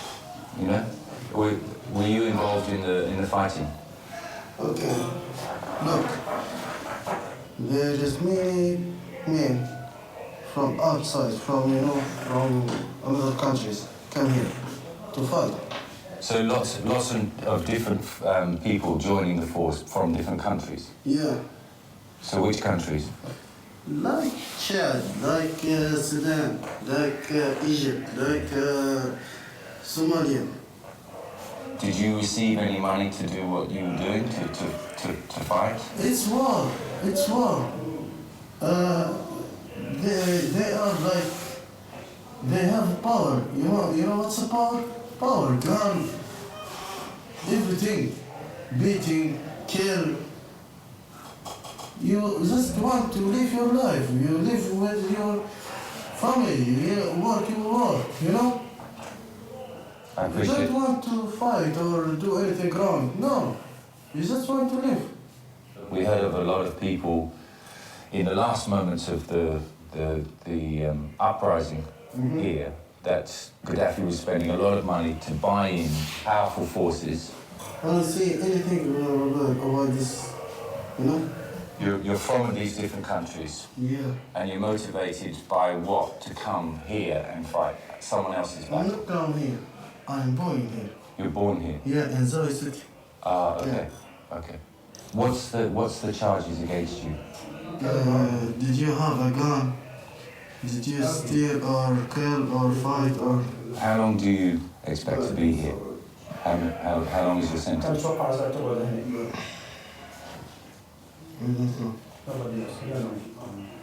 Have you been tried? So there's a sentence against you, or you're waiting for trial? I'm waiting. Waiting? Yeah. And you've been waiting 9 months? Maybe 9 years. You don't know. Okay. God knows. Good luck. Looking at that character, you're not exactly going to think he's a crack commando mercenary. General sort of thought of what a mercenary might be. He's just a young kid, pretty terrified. Okay, he's accused of being a mercenary. He's certainly not going to turn around and say that he is, but if you think about it, you know, all of the people that are drawn in from around the area, from Chad, from Somalia, you know, locally in Africa, and all of those brought in from Europe, from Belarus, from Russia, from Ukraine, etc. They're all fighting for cash. Is it worth it? Is it worth it? The mercenaries in Libya fought to begin with because they thought Gaddafi would win. That was all they'd ever known. But then gradually over time, they realised that they were on the losing side and they started to give up. And I think that also some of them wondered if they were going to get paid. Because if you're fighting on the losing side, then obviously you're not going to get paid. So what's the point? Despite the billions Colonel Gaddafi spent on maintaining his power, the uprising had succeeded. Nearly 8,000 men are now imprisoned in Libya by both government and militia forces, many accused of being mercenaries. Those men are still being held, and they're being held in extremely bad conditions, and many of them are being tortured. And we have no idea how or when they will ever be released. And this is something which casts a great shadow over the Libyan revolution. For the Tuareg, nationless mercenaries who also fought for Gaddafi, this was just the beginning. Returning to northern Mali, they took up arms in pursuit of their own country. Eventually the French and their foreign legion were deployed to stabilize the situation. The after effect of the 6-month Libyan civil war will be felt for years to come. In the wake of Gaddafi, a power vacuum has emerged, and the Libyan people are still a long way from the government they crave. In the lawlessness that persists, Libya's arms stockpiles are flooding across its borders, fueling further wars and creating more work for future mercenaries, willing to fight any